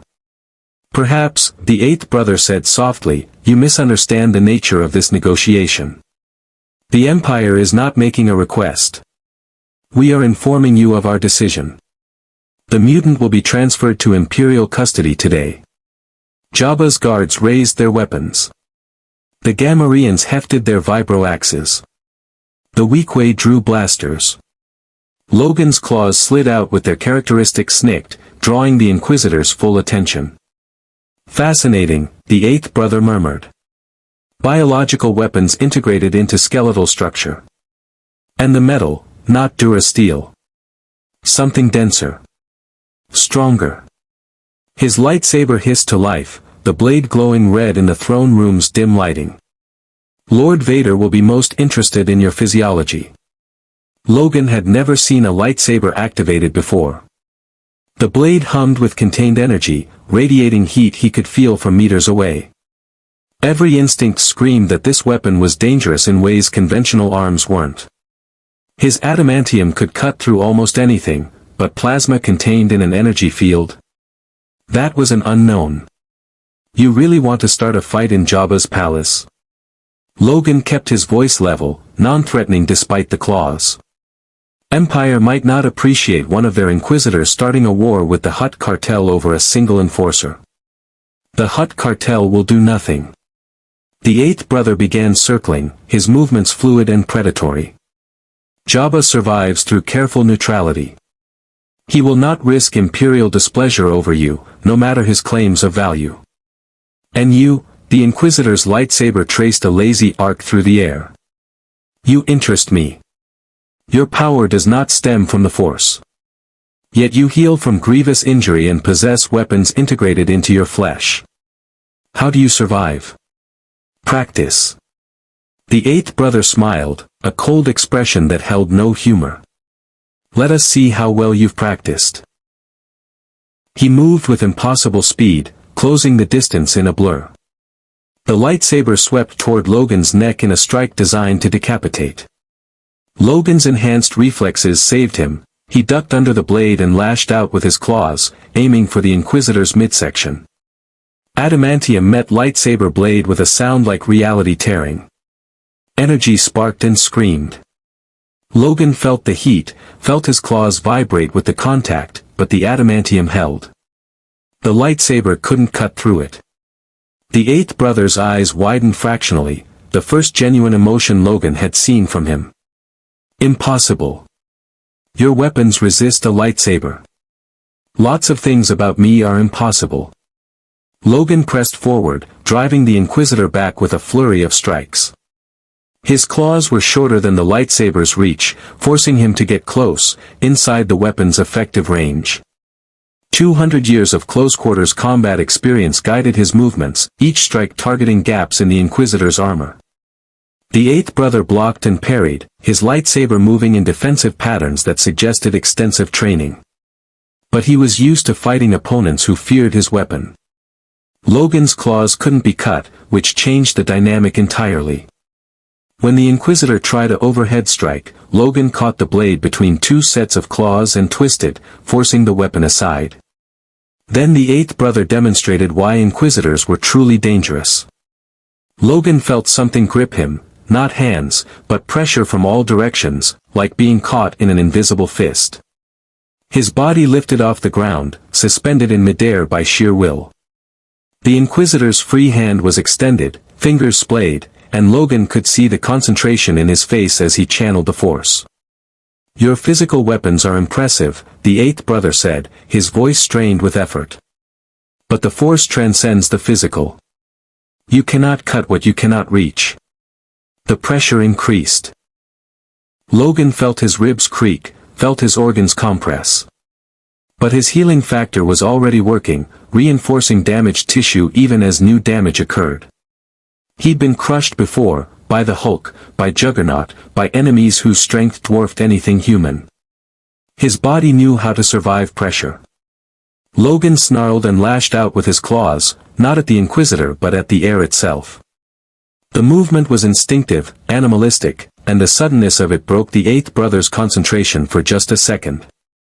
The force grip faltered. Logan dropped, rolled, and came up inside the Inquisitor's guard. His claws punched through the black armor just below the ribcage, sinking deep into flesh. The eighth brother gasped and staggered back, his lightsaber sweeping in a defensive arc that forced Logan to retreat. Blood, dark red, almost black, spread across the Inquisitor's armor. The wound would have killed a normal being instantly. But the eighth brother remained standing, his face twisted with pain and fury. The lightsaber's hum intensified. You will suffer for that, the Inquisitor whispered. I will deliver you to Lord Vader personally, and I will ensure your journey is educational. Lightning erupted from the eighth brother's free hand. Logan had been hit by lightning before, natural lightning during a storm in the Canadian wilderness. This was different. Force lightning crackled with malevolent energy, blue-white arcs that wrapped around his body and burned with intensity that had nothing to do with temperature. His nervous system screamed. His muscles seized. His healing factor struggled to repair damage occurring faster than it could process. He went down on one knee, teeth gritted against the agony. The Inquisitor advanced, pouring more power into the attack. The smell of burning flesh filled the throne room, Logan's flesh, charring under sustained assault. His jacket caught fire. His skin blackened and cracked. But his healing factor wouldn't quit. Couldn't quit. It was coded into every cell of his body, the fundamental imperative to survive. New tissue grew beneath the destroyed surface. New nerve pathways formed around the damaged ones. His body adapted in real time to the assault, building resistance even as the lightning continued. Logan forced himself to his feet.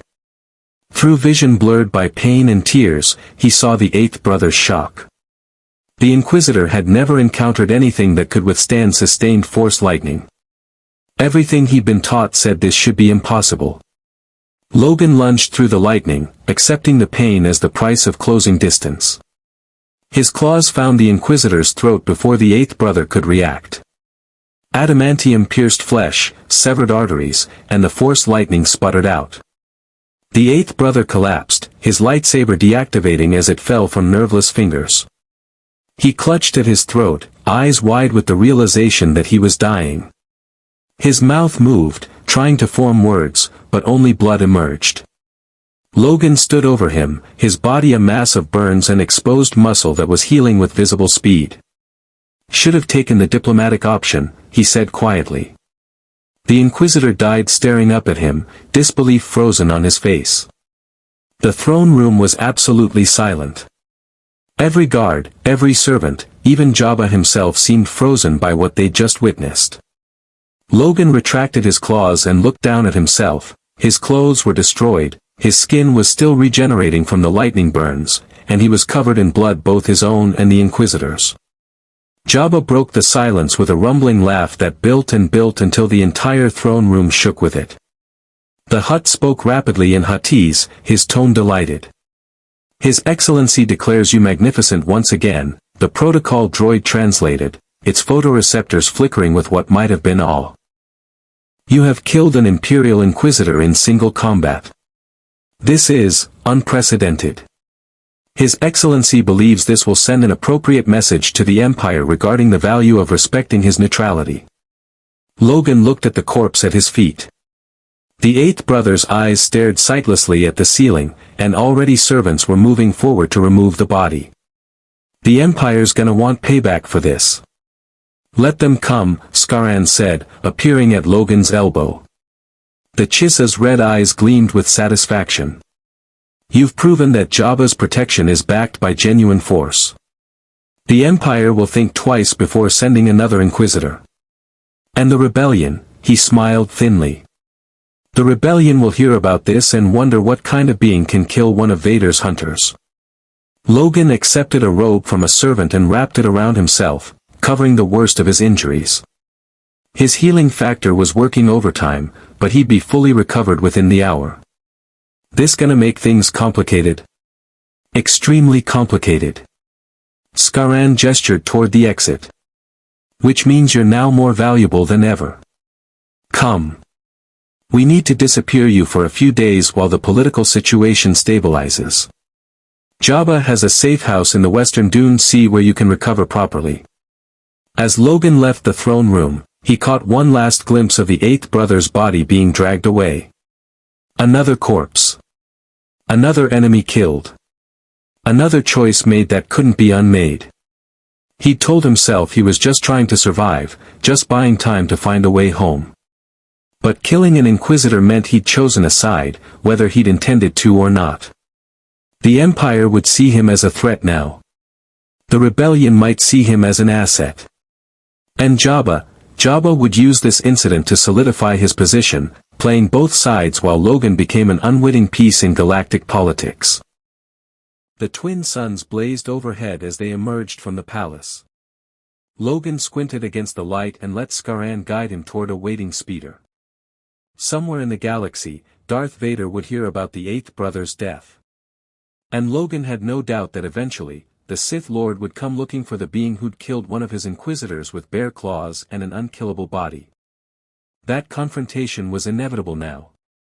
The only question was when.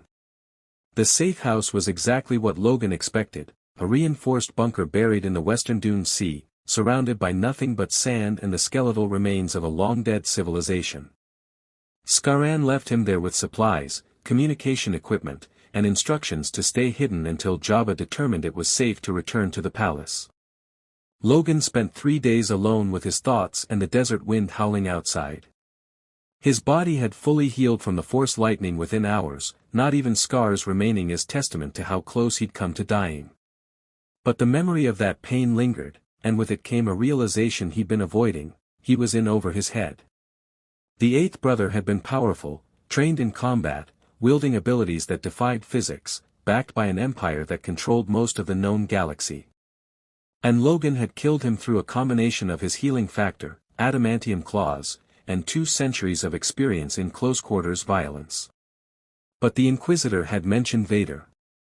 Darth Vader, the Emperor's enforcer, a Sith Lord whose reputation made even hardened criminals speak in hushed tones. If an Inquisitor was that dangerous, what would Vader be like? Logan stood on the bunker's observation platform and watched Tatooine's twin suns set over the dunes. The light painted everything in shades of orange and crimson, beautiful in the way that harsh places could be beautiful. He'd spent time in deserts before, North Africa, the American Southwest, the Australian outback. But those had been deserts on Earth, familiar despite their hostility. This was alien in every sense, a reminder that he was impossibly far from home. The communication console chimed on the 3rd evening. Logan descended from the platform and activated the holographic projector. Scarron's blue-skinned face materialized, his red eyes glowing in the dim interior. The political situation has stabilized somewhat, the Chiss reported. The Empire has lodged a formal complaint with Jabba, demanding compensation for the Inquisitor's death. Jabba has responded by claiming self-defense and pointing out that the eighth brother initiated violence in neutral territory. The Empire hasn't accepted this explanation, but they haven't sent troops either. So we're in a standoff. Precisely. The Empire knows that invading Jabba's palace would spark a larger conflict with the Hutt cartel. The Hutts control too much of the Outer Rim's economy for the Empire to make that move lightly. Scarron paused. However, there is a complication. The Rebel Alliance has made contact. Logan's instincts prickled. How? Through intermediaries. They heard about the Inquisitor's death and want to meet the being responsible. They're offering credits and resources if you'll work with them. Scarron's expression was unreadable. Jabba is considering the proposal. The rebellion pays well for exceptional services, and your capabilities interest them greatly. I work for Jabba. That was the deal. And Jabba is free to loan your services to other clients at his discretion. It's in your contract. Scarron leaned forward, his image flickering slightly. This is an opportunity, Logan. The rebellion has access to information and technology that Jabba doesn't. If anyone in this galaxy knows about dimensional phenomena, it would be rebel intelligence officers who've raided Imperial research facilities. That gave Logan pause. He'd been searching Jabba's archives for weeks without finding useful information about dimensional rifts or transdimensional travel. The Empire was apparently researching the subject, which meant their data could hold the key to getting home. And if the rebellion was raiding Imperial facilities, what do they want me to do? Logan asked. Meet with a rebel cell operating in Mos Eisley. They have a mission that requires someone with your specific talents, someone who can survive extreme damage and operate independently in hostile territory. Scarron's tone suggested he already knew Logan's answer. Jabba has agreed to the arrangement provided his cut is acceptable. The choice is yours. Logan thought about the X-Men and what they'd say. Scott would tell him to gather intelligence and find his way home. Storm would remind him that neutrality in the face of tyranny was complicity. Jean would sense his internal conflict and tell him to follow his conscience. And Hank would warn him about altering timelines or universal constants by interfering in this galaxy's politics. But the X-Men weren't here. Logan was alone, making decisions that would affect his survival and possibly his only chance of returning home. Set up the meeting, Logan said. But I ain't joining anybody's cause. This is a one-time job, information exchange, nothing more. Understood.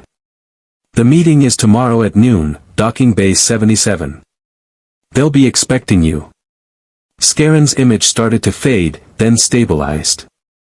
And Logan? Be careful. The rebellion attracts idealists and fanatics in equal measure. Don't let them convince you their war is your war.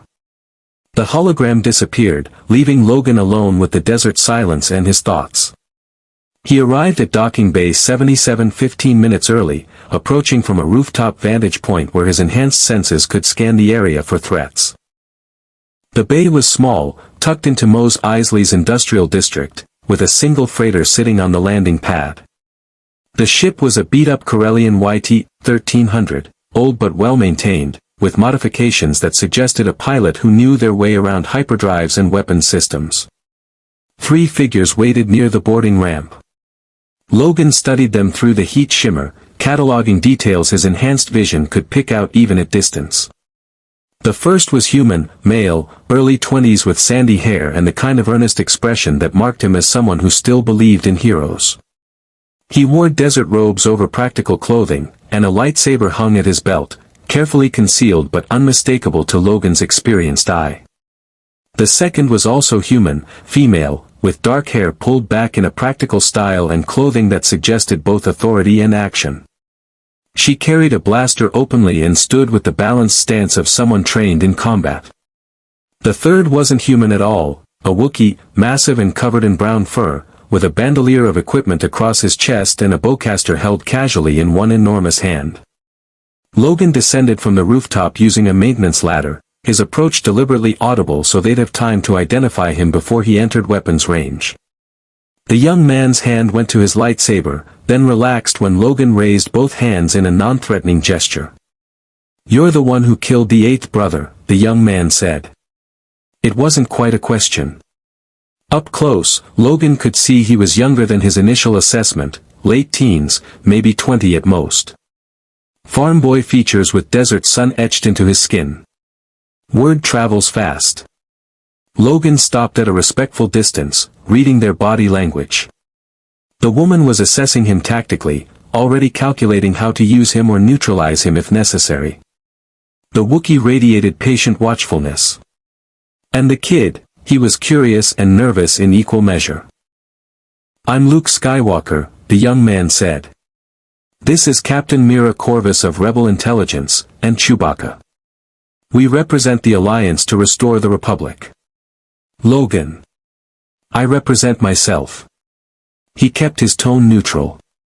"Heard you got a job needs doing." Mira Corvus stepped forward, her dark eyes sharp with intelligence. "We need someone to infiltrate an Imperial research facility on Geonosis and retrieve data regarding a project called Blackwing. Our intelligence suggests it involves dimensional research and potentially dangerous biological weapons. The facility is heavily guarded, and previous attempts to breach it have failed."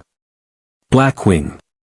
Rendar had mentioned that name weeks ago, Imperial research into theoretical physics and alien artifacts. Logan's interest sharpened. "What makes you think I can get in when your people couldn't?" "Because you can survive damage that would kill anyone else. The facility's outer defenses are designed to eliminate intruders lethally. Automated turrets, kill zones, poisoned atmosphere in certain sections."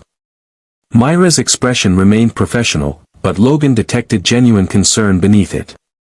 "We've lost 6 operatives trying to breach those defenses. You could walk through them. And what do I get out of this besides shot up by Imperial weapons?" 20,000 credits, Mira said promptly. "Plus complete access to any data we retrieve regarding dimensional phenomena. If the Empire knows how you arrived in this galaxy, that information will be in the Blackwing facility." There it was, the hook Logan had been expecting. The rebellion had exactly what he needed, and they knew it. This wasn't just a job offer, it was leverage dressed up as cooperation. Luke spoke up, his voice earnest. "We're also hoping you might consider joining the Alliance permanently. Someone with your abilities could help us save lives, stop the Empire from." "Not interested." Logan cut him off, keeping his tone firm but not hostile. "I ain't here to fight your war. I'm here to find a way home. You give me the information I need, I'll do this job. That's the deal." "Fair enough," Mira said before Luke could protest. "But understand the risks. Even with your healing factor, the facility's defenses could trap you, imprison you, or deliver you to Imperial scientists. We're asking you to walk into one of the most secure locations in the Empire and steal data they're willing to kill to protect. Logan studied the three of them, the idealistic kid, the pragmatic officer, and the loyal Wookiee who hadn't spoken but whose presence radiated reliability. They reminded him of the X-Men in their early days, when the team was just Scott, Jean, Hank, Bobby, and Warren. Young, committed, facing impossible odds with nothing but conviction in each other. It would be so easy to walk away. To tell them no, return to Jabba's palace, keep searching for answers through safer channels. But safe channels hadn't given him anything useful in 3 weeks. And the data from Blackwing might be his only real chance of understanding the dimensional rift that brought him here. When do we leave? Logan asked. Mira allowed herself a small smile. As soon as you're ready. The facility's security rotates shifts in 48 hours, our best window for infiltration. We have a plan, but it requires your cooperation and trust. I don't trust anybody I just met. But I'll cooperate as long as your plan makes sense. Logan glanced at the YT-1300. That your ship? The Millennium Falcon, Luke said with obvious pride. Fastest ship in the Outer Rim. She'll get us to Geonosis without any Imperial entanglements. Chewbacca growled something in what Logan assumed was the Wookiee language. Luke translated, Chewie says you smell like wet dog in death. He approves. Despite himself, Logan almost smiled. Tell him the feeling's mutual. They boarded the Falcon and lifted off within minutes, the ship rising smoothly through Tatooine's atmosphere before making the jump to hyperspace. Logan watched the stars stretch into impossible lines and felt the now familiar sensation of faster-than-light travel. He'd never get used to it, the casual violation of physics that made interstellar travel routine. During the journey, Mira briefed him on the mission details. The Blackwing facility was built into Geonosis's cavern systems, a fortress designed to research the most dangerous projects without risking populated worlds. The outer defenses included automated turrets, neural toxin dispensers, and energy barriers calibrated to lethal settings. Inside, the facility was staffed by Imperial scientists and protected by stormtroopers and possibly worse. Our previous operatives died in the outer defenses, Mira explained, showing him holographic schematics. You'll need to breach these 3 security checkpoints while we create a distraction at the main entrance. Once inside, you'll have approximately 20 minutes to reach the central data core and extract the Blackwing files before reinforcements arrive. 20 minutes. That's tight. It's all we can give you. Any longer and we risk being overwhelmed by Imperial response forces from the orbital garrison. Mira met his eyes. Can you do it? Logan studied the schematics, memorizing the layout with decades of military training. 3 checkpoints. Automated defenses. Unknown number of hostiles inside. 20-minute window. It was a suicide mission for anyone normal. For him, it was just extremely dangerous. Yeah, he said. I can do it. Luke had been quiet during the briefing, but now he spoke up. Why are you really doing this? The credits? The information? Or because you know the Empire needs to be stopped? Logan considered the question. The kid wanted a hero, someone who fought for noble reasons against overwhelming odds. But Logan had never been that person. He fought because he was good at it, because survival demanded it, because sometimes violence was the only answer to violence. I'm doing it because I need to get home, Logan said honestly. Your war, your empire, your rebellion, that ain't my fight. But if helping you gets me the information I need, then we both get what we want. That's fair, Luke said, though his expression suggested disappointment. But maybe when you see what the Empire does to people, to entire worlds, you'll understand why we fight. Maybe. Logan doubted it. He'd seen tyranny before, fought against it in various forms across 2 centuries. Every era had its empires, its rebellions, its desperate causes. They all believed they were fighting for something important. Most of them were wrong. The ones that weren't wrong still lost as often as they won. But the kid's idealism was genuine, and Logan had to respect that. Someone needed to believe in heroes and noble causes, even if Logan couldn't be that person himself. The Falcon emerged from hyperspace above Geonosis, a rust-red planet covered in rings of asteroid debris. Mira piloted them in carefully, using the debris field for cover while they scanned for Imperial patrols. The Blackwing facility showed on sensors as a cluster of energy signatures deep in the planet's cavern systems. "We'll drop you at landing zone Theta," Mira said, her hand steady on the controls. "That's 5 kilometers from the facility's outer perimeter. You'll approach on foot while we draw their attention to the main entrance. Once you're inside, we can't help you. You're on your own." Logan checked his gear, minimal, just what he'd need to survive hostile environment until his healing factor adapted. His claws were always ready. His enhanced senses would compensate for darkness and limited visibility. Everything else was just wait. "One more thing," Luke said as they descended toward the planet's surface. He held out a small device, a comlink. "Take this. If you get in trouble, call. We'll do what we can." Logan accepted the comlink and clipped it to his belt. "You really think you can take on the Empire, kid? You and your ragtag bunch of rebels against millions of soldiers and enough firepower to destroy planets? Someone has to try." Luke's expression was determined, almost desperate. "The Empire killed my aunt and uncle. It's destroying entire worlds, enslaving entire species. If we don't fight, who will?"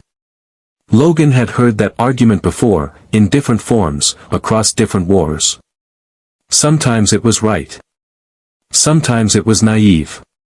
Usually it was both. "Good luck with that," he said, and meant it. The Falcon touched down in a desert canyon lit by Geonosis's dim red sun. Logan descended the boarding ramp into heat that rivaled Tatooine, the air thick with dust and the smell of ancient stone. The facility was 5 kilometers northeast, according to his coordinates. 5 kilometers of hostile terrain, automated defenses, and whatever else the Empire had waiting. He looked back at the Falcon once, seeing Luke and Mira watching from the boarding ramp. Then Logan turned and started running, his enhanced endurance carrying him across the Geonosian desert toward the fortress where the Empire kept its darkest secrets. Behind him, the Falcon lifted off to begin its distraction. Ahead, automated turrets were already tracking his approach, targeting protocols engaging as they identified an intruder entering the kill zone. Logan's claws slid out, and he smiled without humor. Time to see what the Empire's scientists had been working on. Time to find out if dimensional research could give him a way home. Time to survive the next 20 minutes. The first turret opened fire when Logan was still 300 meters from the facility's outer perimeter. Red blaster bolts tore through the air, precise and relentless, tracking his movement with computer-guided accuracy. Logan zigzagged across the rocky terrain, using boulders and debris for cover, but the turrets adjusted faster than any human gunner could. A bolt caught him in the shoulder, spinning him around. Another hit his thigh, burning through muscle. Pain flared hot and immediate, but Logan kept running, his healing factor already working on the damage. By the time he'd covered another 50 meters, the wounds were closing. The second defensive line was worse. Neural toxin dispensers hissed to life, flooding the air with an invisible poison designed to paralyze nervous systems within seconds. Logan felt it hit him, a wave of numbness that started in his extremities and crawled toward his core. His healing factor identified the toxin immediately and began producing antibodies at accelerated speed, but for 30 seconds Logan's legs wouldn't fully respond. He stumbled, went down on one knee, and forced himself forward through sheer willpower while automated systems poured more fire into his position. By the time he reached the outer wall, Logan had been shot 17 times, poisoned twice, and caught in an energy net that had burned through 3 layers of skin before his healing factor adapted. He looked like something dragged through hell, his clothes shredded and his exposed skin a patchwork of healing wounds. But he was alive. And the facility's automated defenses were designed to kill, not capture. which meant they'd exhausted their immediate protocols. Logan pressed against the durasteel wall, catching his breath while his body completed its repairs. His enhanced hearing picked up activity inside, alarms blaring, soldiers mobilizing, scientists evacuating sensitive data. The rebellion's distraction was working.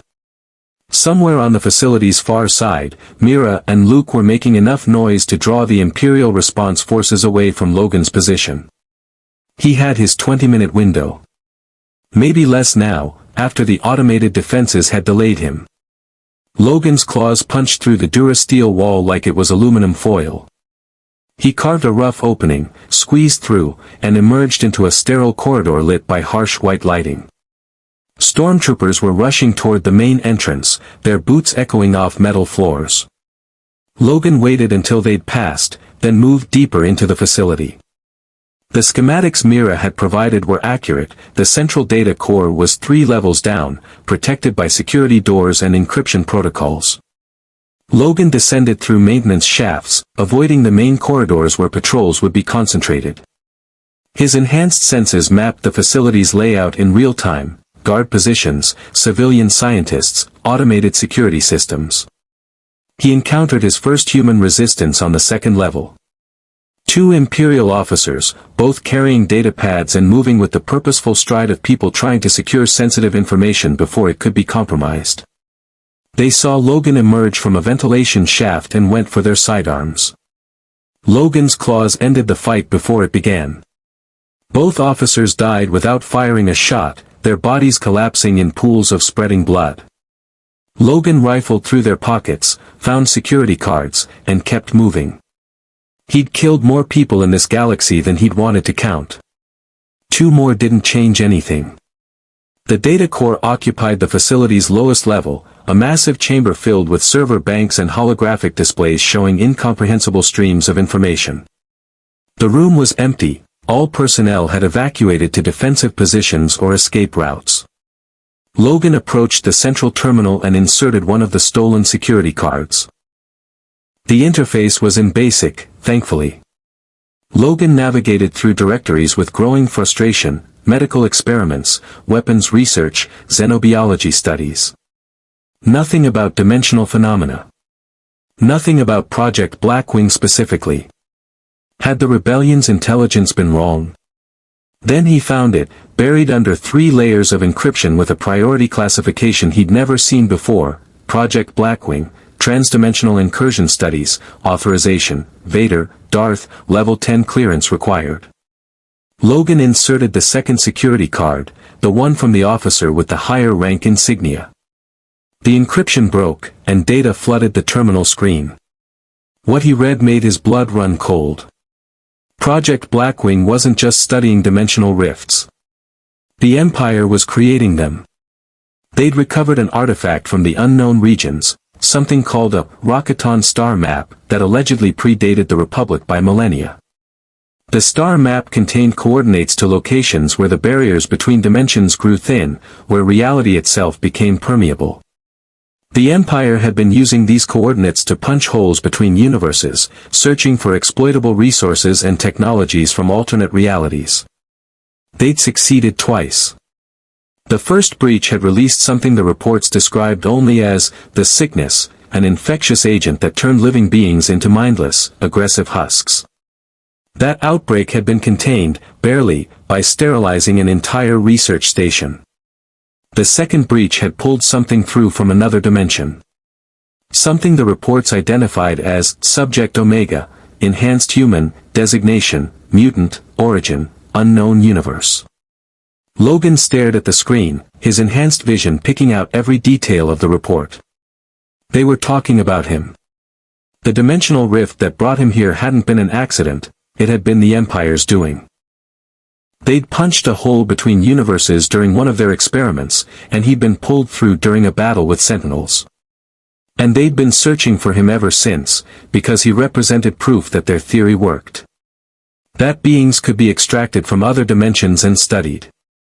That the Empire could harvest resources, technologies, and weapons from infinite alternate realities. Logan's claws slid out unconsciously, scoring deep gouges in the terminal console. The Empire had ripped him away from his universe, from the X-Men, from everything he knew.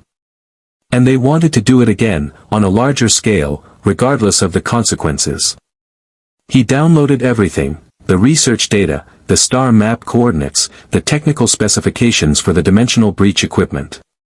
The files were massive, filling the portable data storage device Mira had given him to capacity. When the download completed, Logan hesitated for just a moment, then initiated a security protocol he'd found buried in the system files. The facility's self-destruct sequence activated with a pleasant chime. 60 seconds until detonation. Enough time to escape if he moved fast. Not enough time for Imperial forces to stop it.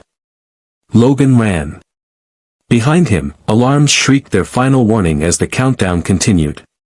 He retraced his path through maintenance shafts and corridors, his enhanced speed carrying him up 3 levels in under 30 seconds.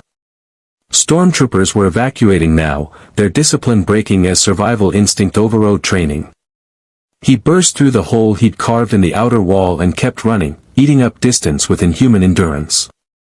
Behind him, the Blackwing facility erupted in a pillar of flame and debris. The explosion was massive, shaped charges built into the structure's foundation designed to prevent enemy capture. The Empire would rather destroy years of research than let it fall into rebel hands. Logan felt the heat wash over his back, felt debris pelt his body, but he didn't slow down. The Millennium Falcon was waiting at the extraction point, its boarding ramp lowered and its engines already hot. He could see Luke waving frantically from the cockpit, urging him to hurry. Logan reached the ship and lunged up the boarding ramp as blaster fire erupted from the surviving Imperial forces.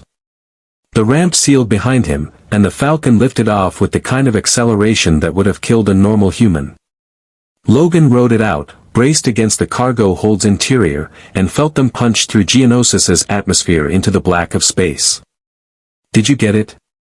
Myra's voice crackled over the intercom. "Please tell me you got the data before blowing up the facility." Logan patted the storage device attached to his belt. "Got it. And a lot more besides." "Good. Because we've got company." Through the cargo hold's viewport, Logan saw them, 3 Imperial Star Destroyers dropping out of hyperspace, their massive wedge-shaped hulls bristling with weapons. TIE fighters poured from their hangar bays like angry insects, already vectoring toward the Falcon's position. "Hang on." Luke's voice was tight with concentration. "This is going to get rough." The Falcon dove and twisted through space with impossible agility, evading the initial barrage of turbolaser fire. Chewbacca's roar echoed through the ship as he managed the deflector shields, routing power to compensate for near misses that would have vaporized a lesser vessel. The stars wheeled crazily through the viewport as Luke pushed the ship to its limits. Logan made his way to the cockpit, moving through corridors that tilted and shook with each evasive maneuver. He found Luke at the controls, his face set with grim determination, while Mira coordinated their escape vector from the co-pilot seat. "We need to jump to hyperspace." Mira shouted over the sound of impacts against the shields. "But the Star Destroyers have gravity wells engaged, we can't jump until we clear their interdiction field." "Working on it." Luke threw the Falcon into a corkscrew roll that brought them under 1 Star Destroyer's firing arc and through a gap in the TIE fighter formation. "Chewie, reroute all non-essential power to engines." Logan gripped a support beam and watched the battle unfold with the detached assessment of someone who'd seen combat in all its forms. Luke was a better pilot than he'd given him credit for, instinctive, responsive, and apparently blessed with reflexes that bordered on precognitive. The kid was definitely Force-sensitive, even if he hadn't completed formal training. A TIE fighter screamed past the cockpit viewport, close enough that Logan could see the pilot's helmet through the transparisteel canopy. The Falcon's quad laser cannons tracked and fired, vaporizing the fighter in a brilliant explosion. Mira was handling the weapons with professional competence, picking off pursuers while Luke focused on flying. "There." Luke pointed at a gap between 2 Star Destroyers. "If we can thread that space before they close formation." "Do it," Mira said immediately. The Falcon accelerated, pushing through the narrow corridor between two vessels each large enough to level a city. Turbolaser fire crisscrossed the gap, creating a kill zone that no sane pilot would attempt. Luke flew through it anyway, dodging and weaving with reflexes that should have been impossible. They cleared the Star Destroyer's interdiction field with meters to spare. Luke's hands flew across the controls, inputting hyperspace coordinates even as more TIE fighters closed on their position. Hold together, girl. Just a little longer. The stars stretched into lines. The Falcon made the jump to hyperspace with a TIE fighter's laser blast scorching their hull plating. Then they were safe, hurtling through the impossible tunnel of accelerated spacetime that connected the galaxy's far-flung systems. Luke slumped in his seat, exhaling shakily. Mira checked the damage readouts and shook her head with something like amazement. Hull integrity at 60%. Shields completely depleted. But we made it. We actually made it. Chewbacca roared something triumphant from the engineering station. Luke laughed, the slightly manic laugh of someone who just survived certain death. Yeah, buddy. I know. We're not doing that again anytime soon. Logan released his grip on the support beam and felt his shoulders unknot fractionally. They'd survived. The mission was complete. He had the data that might contain information about getting home. You destroyed the facility, Mira said, turning to look at Logan directly. That wasn't part of the plan. Why? Because what they were doing there needed to end. Logan's voice was flat, emotionless. They weren't just studying dimensional rifts. They were creating them. Pulling things through from other universes. The rift that brought me here. That was them. The Empire did this to me.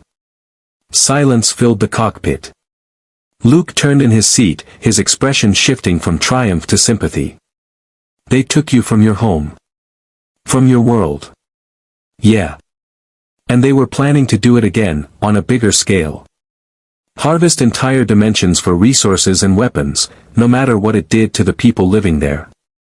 Logan felt rage building beneath his carefully maintained control. So I made sure they can't do that anymore. At least not from that facility. Mira nodded slowly. The data you retrieved, does it have information about reopening dimensional rifts? About sending you back? I don't know yet. Need to analyze it properly. Logan pulled the storage device from his belt and studied it. Weeks of searching, and the answer might be contained in this small piece of technology. Or it might be nothing. Just more dead ends and false hope. When we get back to base, you'll have full access to our technical specialists, Mira said. Whatever's in that data, will help you understand it. That's the deal we made. And if it helps you fight the Empire better, that's a bonus, Logan observed. We don't hide our motivations. Mira's expression was steady, honest. Yes, we want to know what the Empire was researching. Yes, we'll use that information against them if we can. But we also keep our promises. You helped us strike a blow against one of their most secure facilities. We'll help you find your way home if it's possible. Luke spoke up, his voice quiet. What was it like? Your universe. Logan thought about Earth. About the X-Mansion with its students and its mission to bridge the gap between humans and mutants. About Storm's laugh and Scott's tactical briefings and Jean's gentle telepathic presence. About a world that had tried to kill him 1,000 times but was still, somehow, home.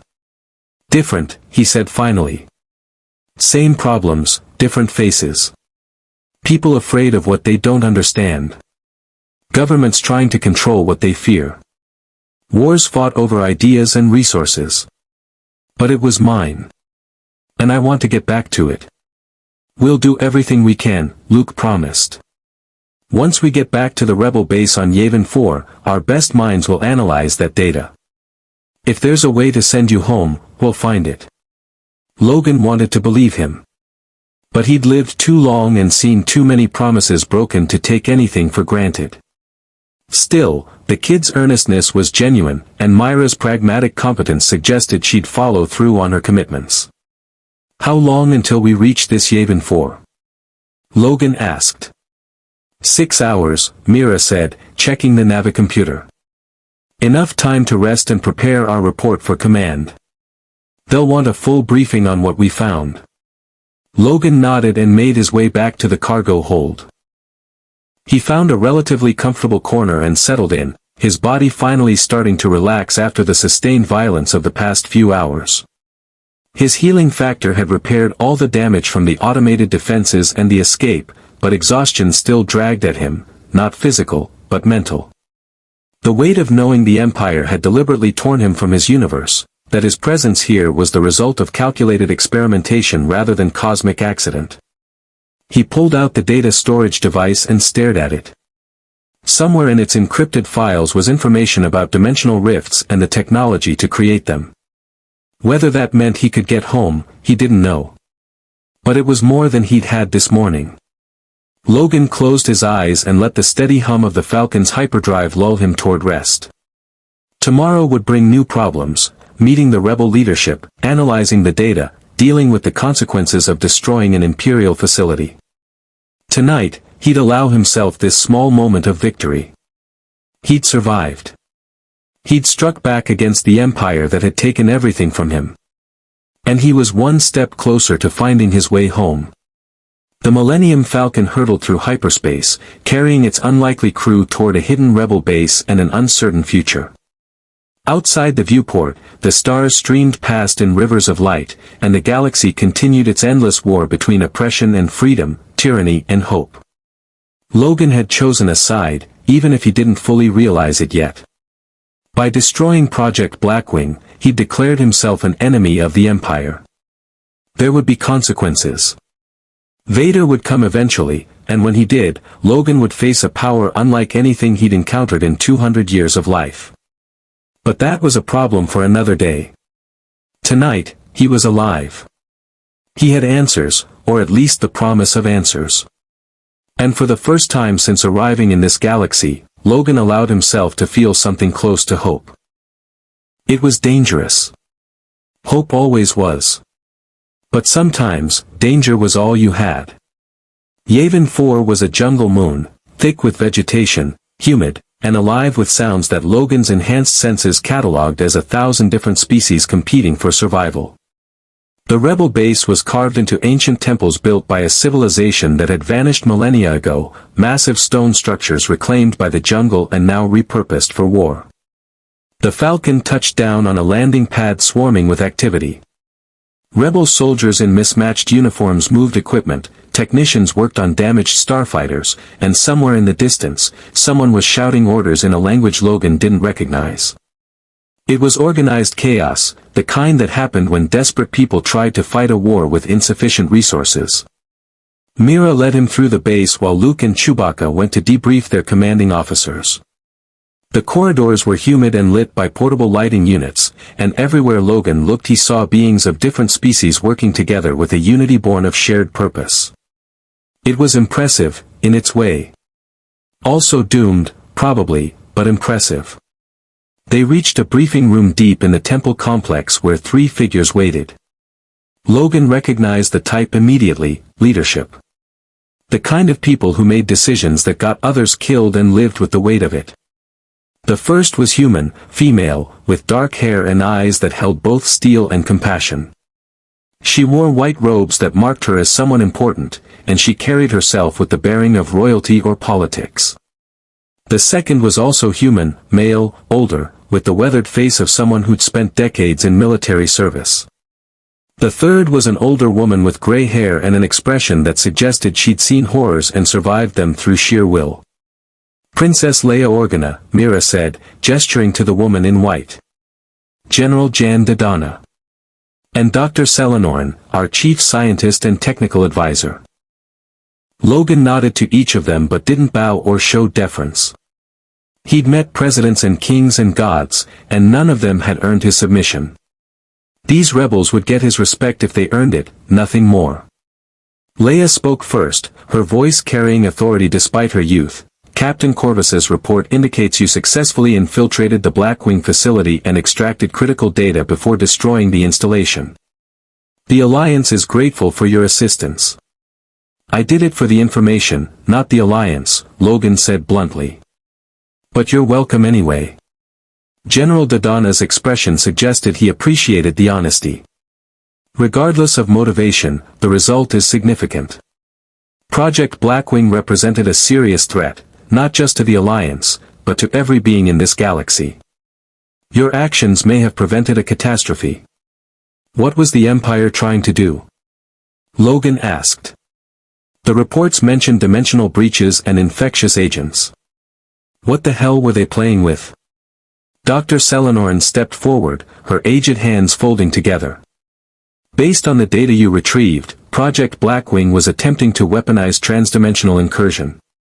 They sought to breach the barriers between realities and extract resources, technologies, or biological agents from alternate universes. One such breach released what they called the Sickness, a necromantic plague that reanimates dead tissue into aggressive, infectious vectors. Zombies, Logan said flatly. They were making zombies. In crude terms, yes. Selenorn's expression darkened. The outbreak was contained, but the research continued. The Empire believed they could control and direct these incursions, using them as weapons against rebel strongholds or uncooperative systems. Leia's voice was tight with controlled anger. They would have unleashed dimensional horrors on civilian populations to maintain their grip on power. This is what we fight against, an empire so consumed by control that it will risk destroying reality itself. Logan had heard similar rhetoric before, in other wars against other tyrannies. But looking at Leia's face, at the genuine conviction in her eyes, he couldn't dismiss it as propaganda. She believed it. They all did. And from what he'd seen of the Empire, the stormtroopers who'd hunted him, the Inquisitor who'd tried to capture him, the facility that had torn him from his universe, maybe they were right. The data you retrieved contains technical specifications for dimensional breach equipment, Selenorn continued. More importantly, it contains coordinates from the Rakatan star map, locations where dimensional barriers are naturally weak. If we can analyze this information properly, we may be able to create a controlled breach to send you back to your universe. Logan's claws itched to come out, tension coiling in his chest. How long will that take? Weeks. Possibly months. Selenorn's expression was apologetic. The technology is beyond anything currently in use by either the Empire or Alliance.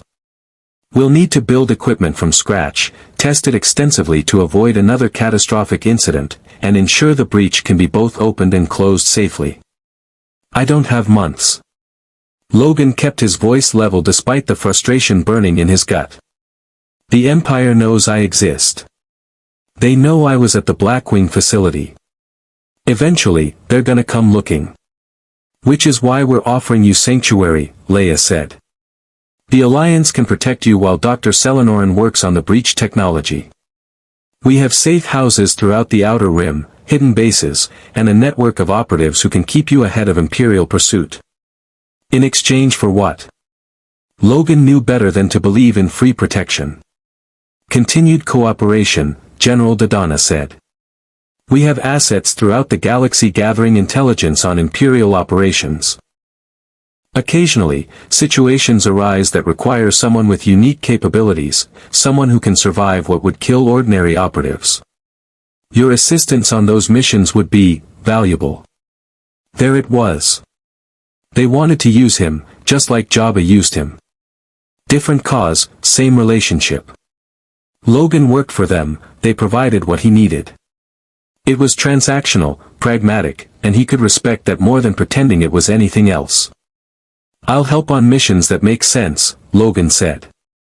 But I ain't signing up for your war. I do jobs, you work on getting me home. That's the arrangement. Agreed, Leia said immediately. We're not asking you to become a rebel. We're asking for your skills when lives hang in the balance. Logan studied her, young, determined, carrying the weight of a losing war on shoulders that shouldn't have to bear it. She reminded him of Jean in the early days, before the Phoenix, when she'd been just a powerful telepath trying to save a world that feared her. Fine. But first, I need to see what you've got in that data. I want to understand what the Empire did to bring me here. Selenoran gestured toward a door at the back of the briefing room.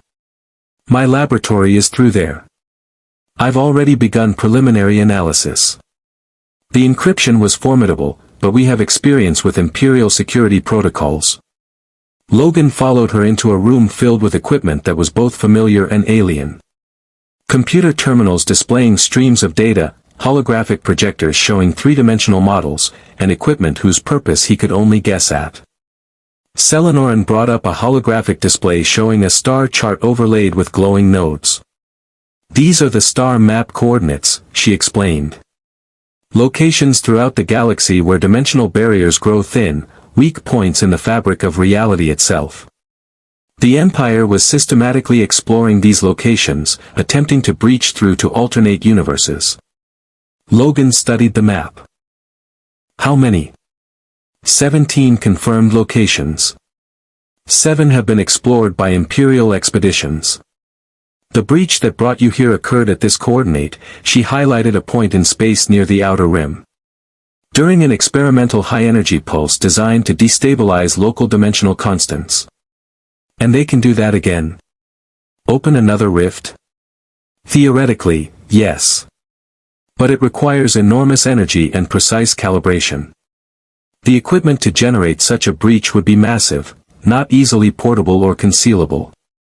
Selenoran manipulated the hologram, bringing up technical schematics that hurt Logan's head to look at. The good news is that we have the specifications. With time and resources, we can build a similar device. The question is whether we can control the destination, ensure the breach opens to your specific universe rather than a random alternate reality. Logan felt cold certainty settle in his gut. You can't guarantee it, can you? You build this thing, open a rift, and I might end up somewhere even worse than here. Selenoran hesitated, then shook her head. No. I cannot guarantee it. The Empire's research indicates that dimensional addresses are uniquely complex, infinite variations on infinite themes. Without knowing the exact dimensional frequency of your home universe, we could open a breach to anywhere. Or nowhere. So I'm stuck. The words came out flat, emotionless, but inside Logan felt something break. He'd allowed himself to hope, and hope had turned to ashes like it always did. Not necessarily. Selenoran pulled up another section of data. The Empire's reports include energy signatures recorded during the initial breach, the moment you were pulled through. Those signatures are unique to your universe's dimensional frequency. If we can match those signatures when creating a new breach, the probability of opening a pathway to your home universe increases significantly. How significantly? 60%. Better than nothing. Worse than certain. Logan had taken worse odds before, jumped into situations with less chance of survival. But those had been his choices, his risks. This was different. This was potentially trapping himself in a worse reality or dissolving into dimensional nothingness. How long to build the equipment? Logan asked. 3 months, minimum. Possibly 6, depending on resource availability and whether the Empire discovers what we're doing. Selenoran's expression was sympathetic. I know it's not the answer you wanted. But it's the best I can offer. Logan nodded slowly and moved to the laboratory's viewport. Outside, the jungle spread endlessly, green and alive and completely alien. 3 to 6 months in this galaxy. 3 to 6 months of running from the Empire, working for the Rebellion, living in a universe that wasn't his. He thought about the X-Men. They'd probably held a funeral by now, mourned him as dead or lost. Scott would blame himself for not protecting the team better. Storm would remember him with stories of their missions together. Jean would feel his absence like a wound that wouldn't heal. But they'd move on eventually. They'd have to. The X-Men's mission was bigger than any one member, and they couldn't afford to stop fighting just because Logan was gone. The question was whether Logan could afford to stop fighting while he waited for Selenorn to build her dimensional breach equipment. Could he sit idle while the rebellion fought its desperate war? Could he ignore missions where his skills might save lives? The answer, he realized, was no. Not because he believed in the rebellion's cause, he'd seen too many causes fail to put faith in any of them. But because sitting idle for 6 months would drive him insane. He needed action, needed purpose, needed something to distract him from the gnawing emptiness of being impossibly far from home. "I'll do it," Logan said, turning from the viewport. "I'll work with the rebellion while you build the equipment. But when it's ready, I'm gone. No arguments, no delays, no asking me to stay just a little longer. You build it, I use it, and we're done." "Agreed," Selenorn said quietly. "And Logan? Thank you. For what you've already done, and for what you're willing to do. The Alliance needs people like you more than you know." Logan didn't respond to that. Instead, he left the laboratory and made his way back through the temple complex, navigating by instinct and enhanced senses. He found Luke on one of the exterior platforms, staring up at Yavin's gas giant primary. The planet filled half the sky, a massive sphere of swirling clouds lit by distant starlight. "Beautiful, isn't it?" Luke said without turning. "I used to think Tatooine was all there was. Desert and sand and twin suns burning everything to dust. Then I left, and I saw this. Entire worlds covered in water. Jungle moons. Ice planets. Space itself. The galaxy is so much bigger than I ever imagined." Logan joined him at the railing, his enhanced vision picking out details in Yavin's cloud patterns. "You regret leaving?" "Every day. And never." Luke glanced at him, his expression conflicted. "My aunt and uncle died because of the Empire. Because they were connected to me, to my father, to the rebellion. I can't bring them back. But I can fight to make sure what happened to them doesn't happen to others." Noble sentiment. Might even be achievable. Logan's tone was dry, but not mocking. "You got power, kid. I can feel it. The Force or whatever you people call it. You use that right, you might actually make a difference. Ben, Obi-Wan Kenobi, he was teaching me before," Luke's voice trailed off. "Before the Death Star. Before he sacrificed himself so we could escape. He believed in the Force, believed it connected all living things. He said I could become a Jedi, like my father was before Vader corrupted him." Logan had heard references to Luke's father throughout the mission, always spoken with careful ambiguity. "Your father's Vader? The Sith Lord?" "Yes." The word came out quiet, heavy with pain. "Anakin Skywalker. He was a Jedi Knight, one of the best. But he fell to the dark side, became Darth Vader. And now I have to face him eventually.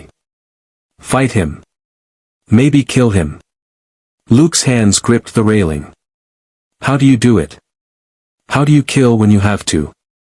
Logan was quiet for a long moment, watching Yavin's clouds swirl. "You don't think about it. You do what's necessary to survive, to protect the people who matter. Then you live with the consequences." He looked at Luke directly. "But you don't become it. You don't let the killing define you. That's the difference between a warrior and a monster. Is that what you are? A warrior? I'm what I need to be." Logan turned from the railing. "Get some rest, kid. Tomorrow brings new problems, and you're gonna need to be sharp when they come." He left Luke on the platform and found quarters assigned to him, a small room carved into the temple stone, Spartan but functional. Logan lay down on the narrow bed and stared at the ceiling, his mind refusing to settle. 3 to 6 months. That's what Selenorn had said. Half a year in a galaxy at war, working for rebels who fought an empire that had deliberately torn him from his home. Half a year of missions and violence and slowly going insane from the distance between him and everything he knew. But it was better than nothing. Better than being trapped with no hope at all.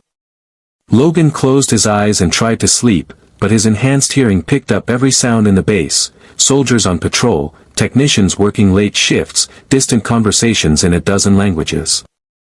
The jungle outside added its own symphony of alien life. And beneath it all, the steady hum of machinery keeping this hidden base operational against impossible odds. Somewhere in the galaxy, Darth Vader was learning about the Blackwing facility's destruction. Learning about the being who'd killed the eighth brother and now worked with the rebellion. The Sith Lord would come eventually. Logan had known that since the moment he'd killed the Inquisitor. When that confrontation came, Logan would discover if adamantium claws and a healing factor could stand against the full power of the dark side of the Force. He suspected the answer would be brutal and definitive. But that was for later. Tonight, he was alive, he had a plan, and he had allies, temporary, transactional, but real. In a galaxy that wanted to kill him, study him, or use him, that was enough. Logan finally slept, his dreams filled with dimensional rifts and the faces of X-Men he might never see again. Outside, Yavin 4's jungle whispered in languages older than the Empire, and the rebellion prepared for tomorrow's battles in a war that had no end in sight. The call came 6 weeks later, in the middle of Yavin 4's humid night cycle. Logan woke instantly, his enhanced senses identifying the disturbance before his conscious mind caught up: approaching footsteps, elevated heart rates, the scent of adrenaline and fear. He was on his feet with claws extended before the door to his quarters slid open. Mira stood in the doorway, fully armed and armored. "We have a situation. Vader's here." Logan felt ice settle in his gut. Here. On Yavin 4. In orbit. He arrived 20 minutes ago aboard his personal star destroyer, the Executor. "He's demanding we surrender you, or he'll destroy the base." Myra's expression was grim. "Command is evacuating non-essential personnel, but we don't have time to get everyone out before his deadline expires." "How long?" 30 minutes. Maybe less if he decides to start shooting early. Mira stepped aside, gesturing for Logan to follow. "Princess Leia wants to speak with you before we make any decisions." Logan retracted his claws and pulled on his jacket, the third one he'd acquired since arriving in this galaxy, this one courtesy of rebel supply officers. He followed Mira through corridors filled with controlled chaos as personnel moved equipment and prepared for either evacuation or siege. The command center was packed with officers studying holographic displays and coordinating the evacuation. Leia stood at the center of it all, her white robes exchanged for practical combat gear, issuing orders with calm efficiency. She looked up as Logan entered. "Vader knows you're here," she said without preamble. "He's transmitted this message for you specifically." She activated a holographic projector. The image that materialized was a figure that Logan had seen in intelligence reports but never encountered in person: tall, clad entirely in black armor and a flowing cape, with a helmet that concealed any trace of humanity. But it was the presence that struck Logan, even through a recording. Power that radiated like heat, dangerous and absolute. Vader's voice was deep, mechanized, each word carrying the weight of absolute authority. "Logan. The being who killed my eighth brother. The mutant who destroyed Project Blackwing. You cannot hide among these rebels forever. Surrender yourself to Imperial custody, and I will spare this base. Refuse, and every being here will die screaming. You have 30 minutes to decide." The hologram disappeared. Logan stood in a sudden silence, feeling every eye in the command center turn toward him. They were waiting for his decision. Waiting to see if he'd sacrifice himself to save them, or if he'd let them die for his freedom. "How many people are still on base?" Logan asked. 473, General Dodonna said quietly. "We can evacuate perhaps 200 before Vader's deadline expires. The rest," he left the sentence unfinished. "And if I surrender? You think Vader will actually keep his word?" Vader is many things, but he's not known for breaking explicit promises, Leia said. If he says he'll spare the base in exchange for you, he will. He'll take you to an Imperial facility, study you, probably torture you for information about the rebellion. Then, when he's learned everything he can, he'll kill you or turn you into a weapon for the Empire. Logan had been expecting that. The Empire wanted him for the same reason they created Project Blackwing, to weaponize what they didn't understand.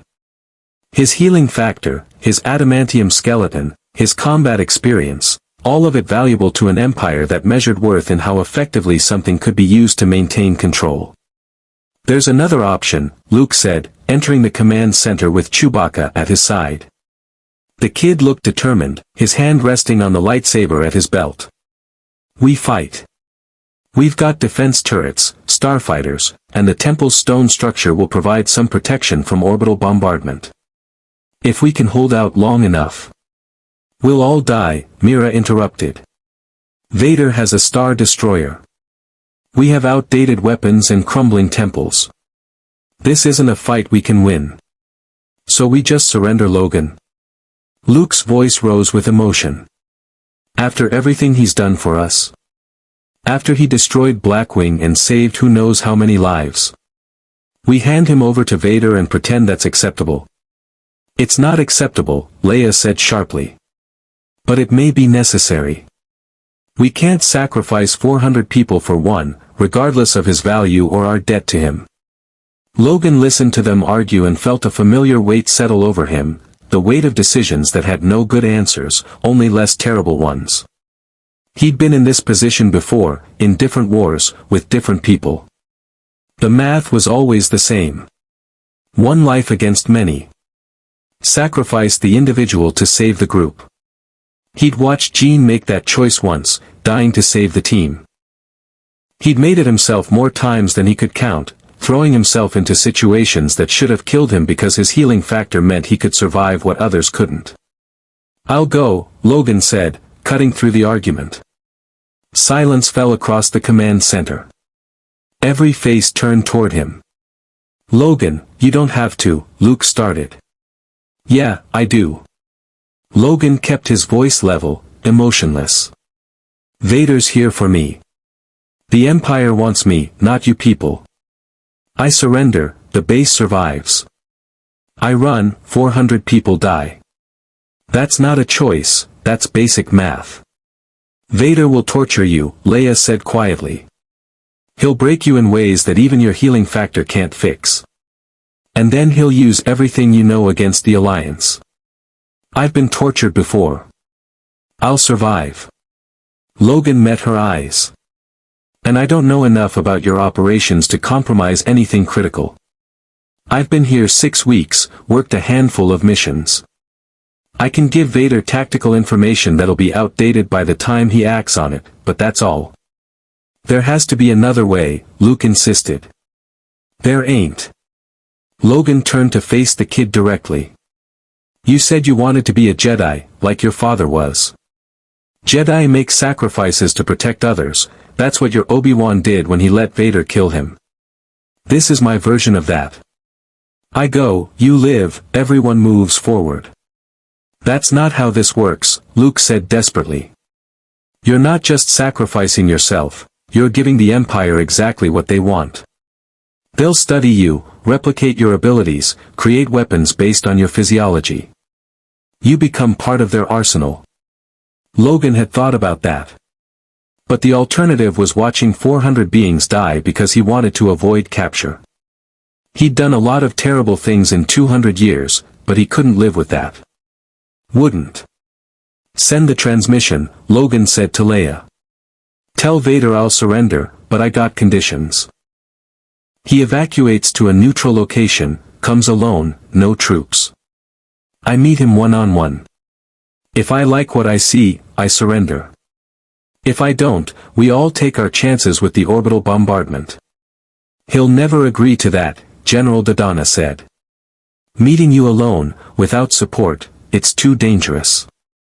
He's a Sith Lord who can choke people with his mind and cut through Durasteel with a laser sword, Logan said flatly.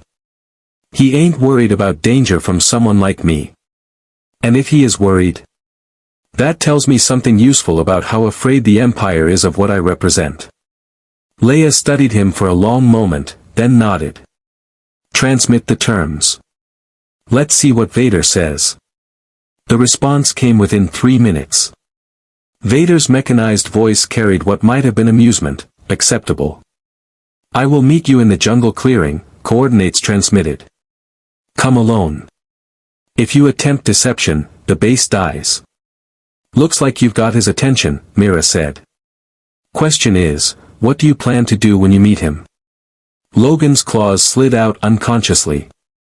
Find out if Adamantium can cut through whatever the hell keeps that Sith Lord alive. Logan, Leia started. I'm not gonna just surrender, Logan interrupted. I'll meet him, yeah. I'll keep my word about showing up. But if I get a chance to end Darth Vader, I'm taking it.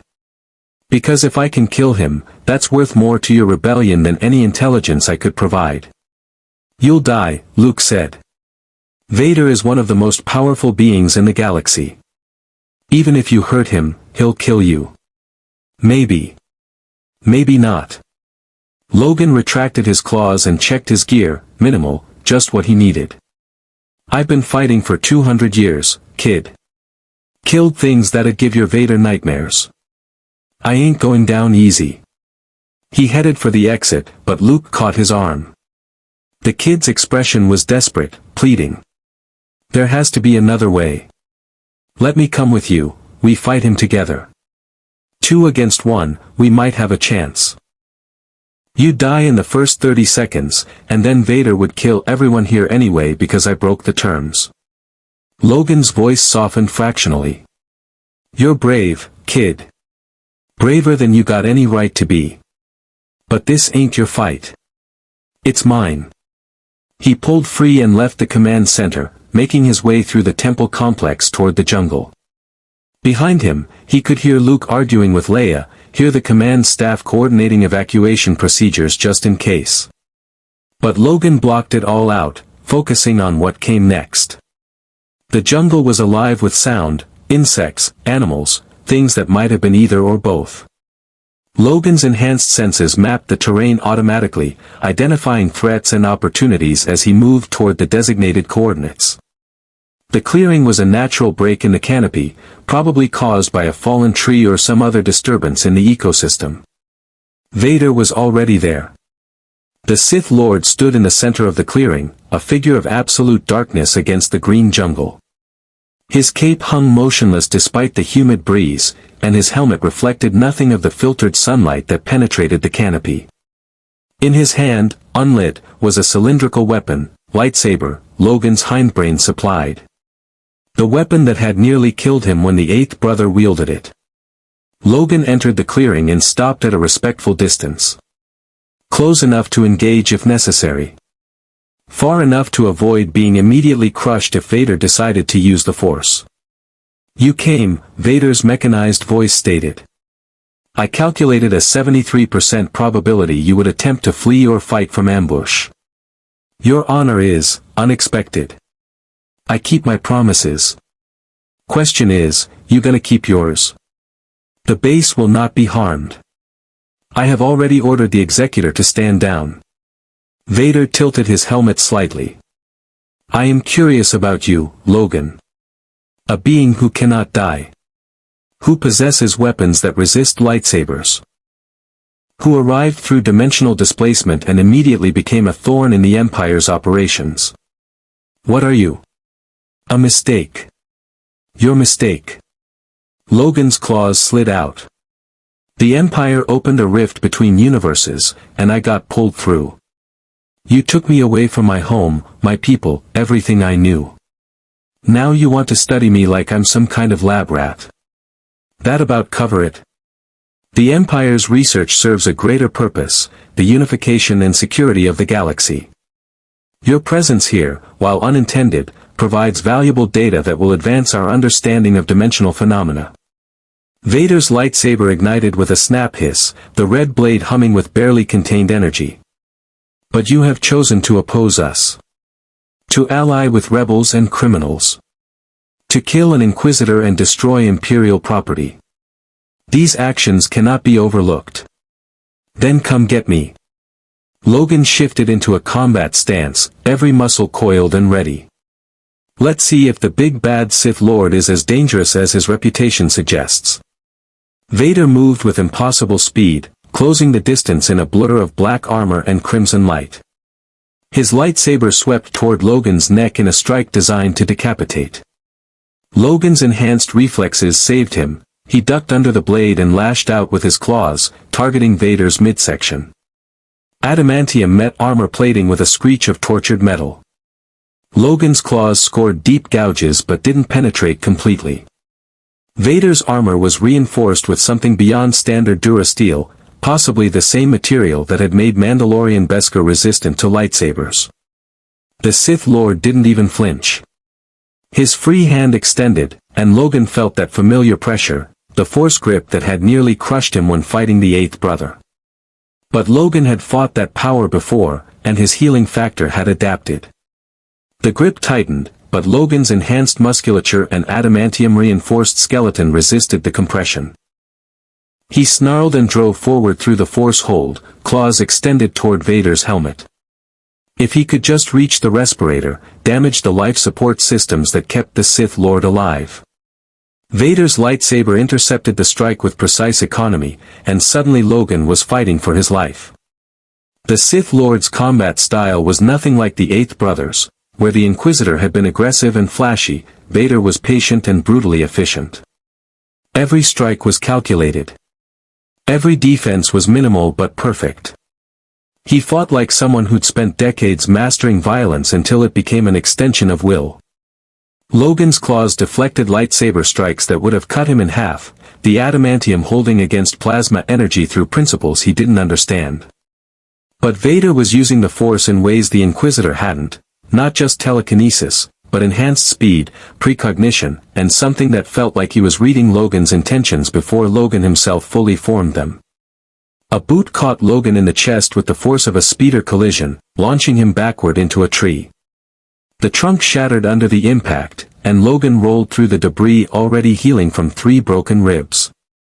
Vader advanced with mechanical inevitability, his lightsaber humming its deadly song. Impressive, Vader's mechanized voice observed. Your healing factor operates at the cellular level, regenerating damage almost instantaneously. Your skeletal structure is reinforced with a metal alloy unknown to Imperial science. And your combat experience spans lifetimes. You are indeed a unique specimen. Logan spat blood and charged again, abandoning technique for pure berserker aggression. His claws found gaps in Vader's armor, shoulder joint, hip, the vulnerable points any armor had. He drew blood, actual red blood beneath the black armor, and felt savage satisfaction at proof that Vader could bleed. But bleeding wasn't enough. Vader caught Logan mid-strike with a force hold that pinned him in midair, suspended and helpless. The Sith Lord's helmet tilted, studying him with invisible eyes. I could crush you, Vader said conversationally. Collapse your lungs, stop your heart, rupture every organ simultaneously. Your healing factor would struggle to compensate. You would survive, but the pain would be educational. Do it, Logan growled through clenched teeth. See what happens when you try to kill someone who's been dying for 200 years. Vader was silent for a long moment. Then, surprisingly, he released the force hold. Logan dropped to the ground, immediately springing back into combat stance despite the protest from rapidly healing tissue. No, Vader said. I will not kill you, Logan. You are too valuable. Your physiology represents a breakthrough in biological enhancement. Your dimensional origin provides critical data for our research. And your combat capabilities could be repurposed to serve the Empire. I ain't serving anybody. Not yet. Vader deactivated his lightsaber. But you will. The Empire has methods of ensuring cooperation from even the most resistant subjects. When we are finished, you will be our weapon, unkillable, unstoppable, and absolutely loyal. Logan felt cold certainty settle in his gut. They would try to break him. Torture, conditioning, maybe even mental manipulation if the Force could do that.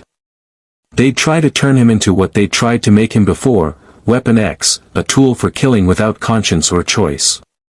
He couldn't let that happen. Wouldn't. Logan's claws flashed out in one final, desperate strike, not at Vader, but at himself.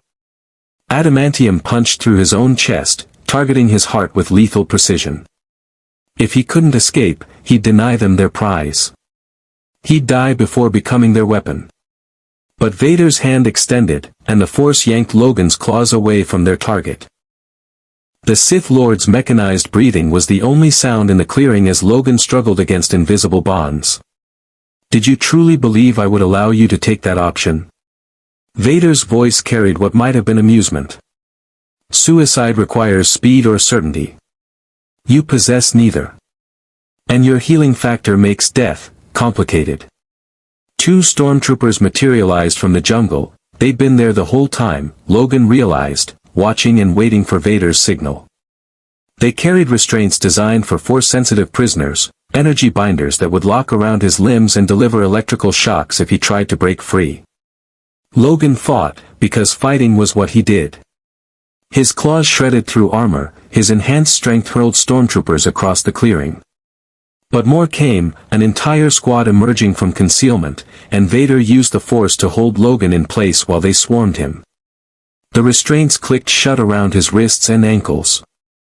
Electrical current surged through his nervous system, and even his healing factor couldn't compensate fast enough. Logan went down, muscles seizing, consciousness threatening to fade.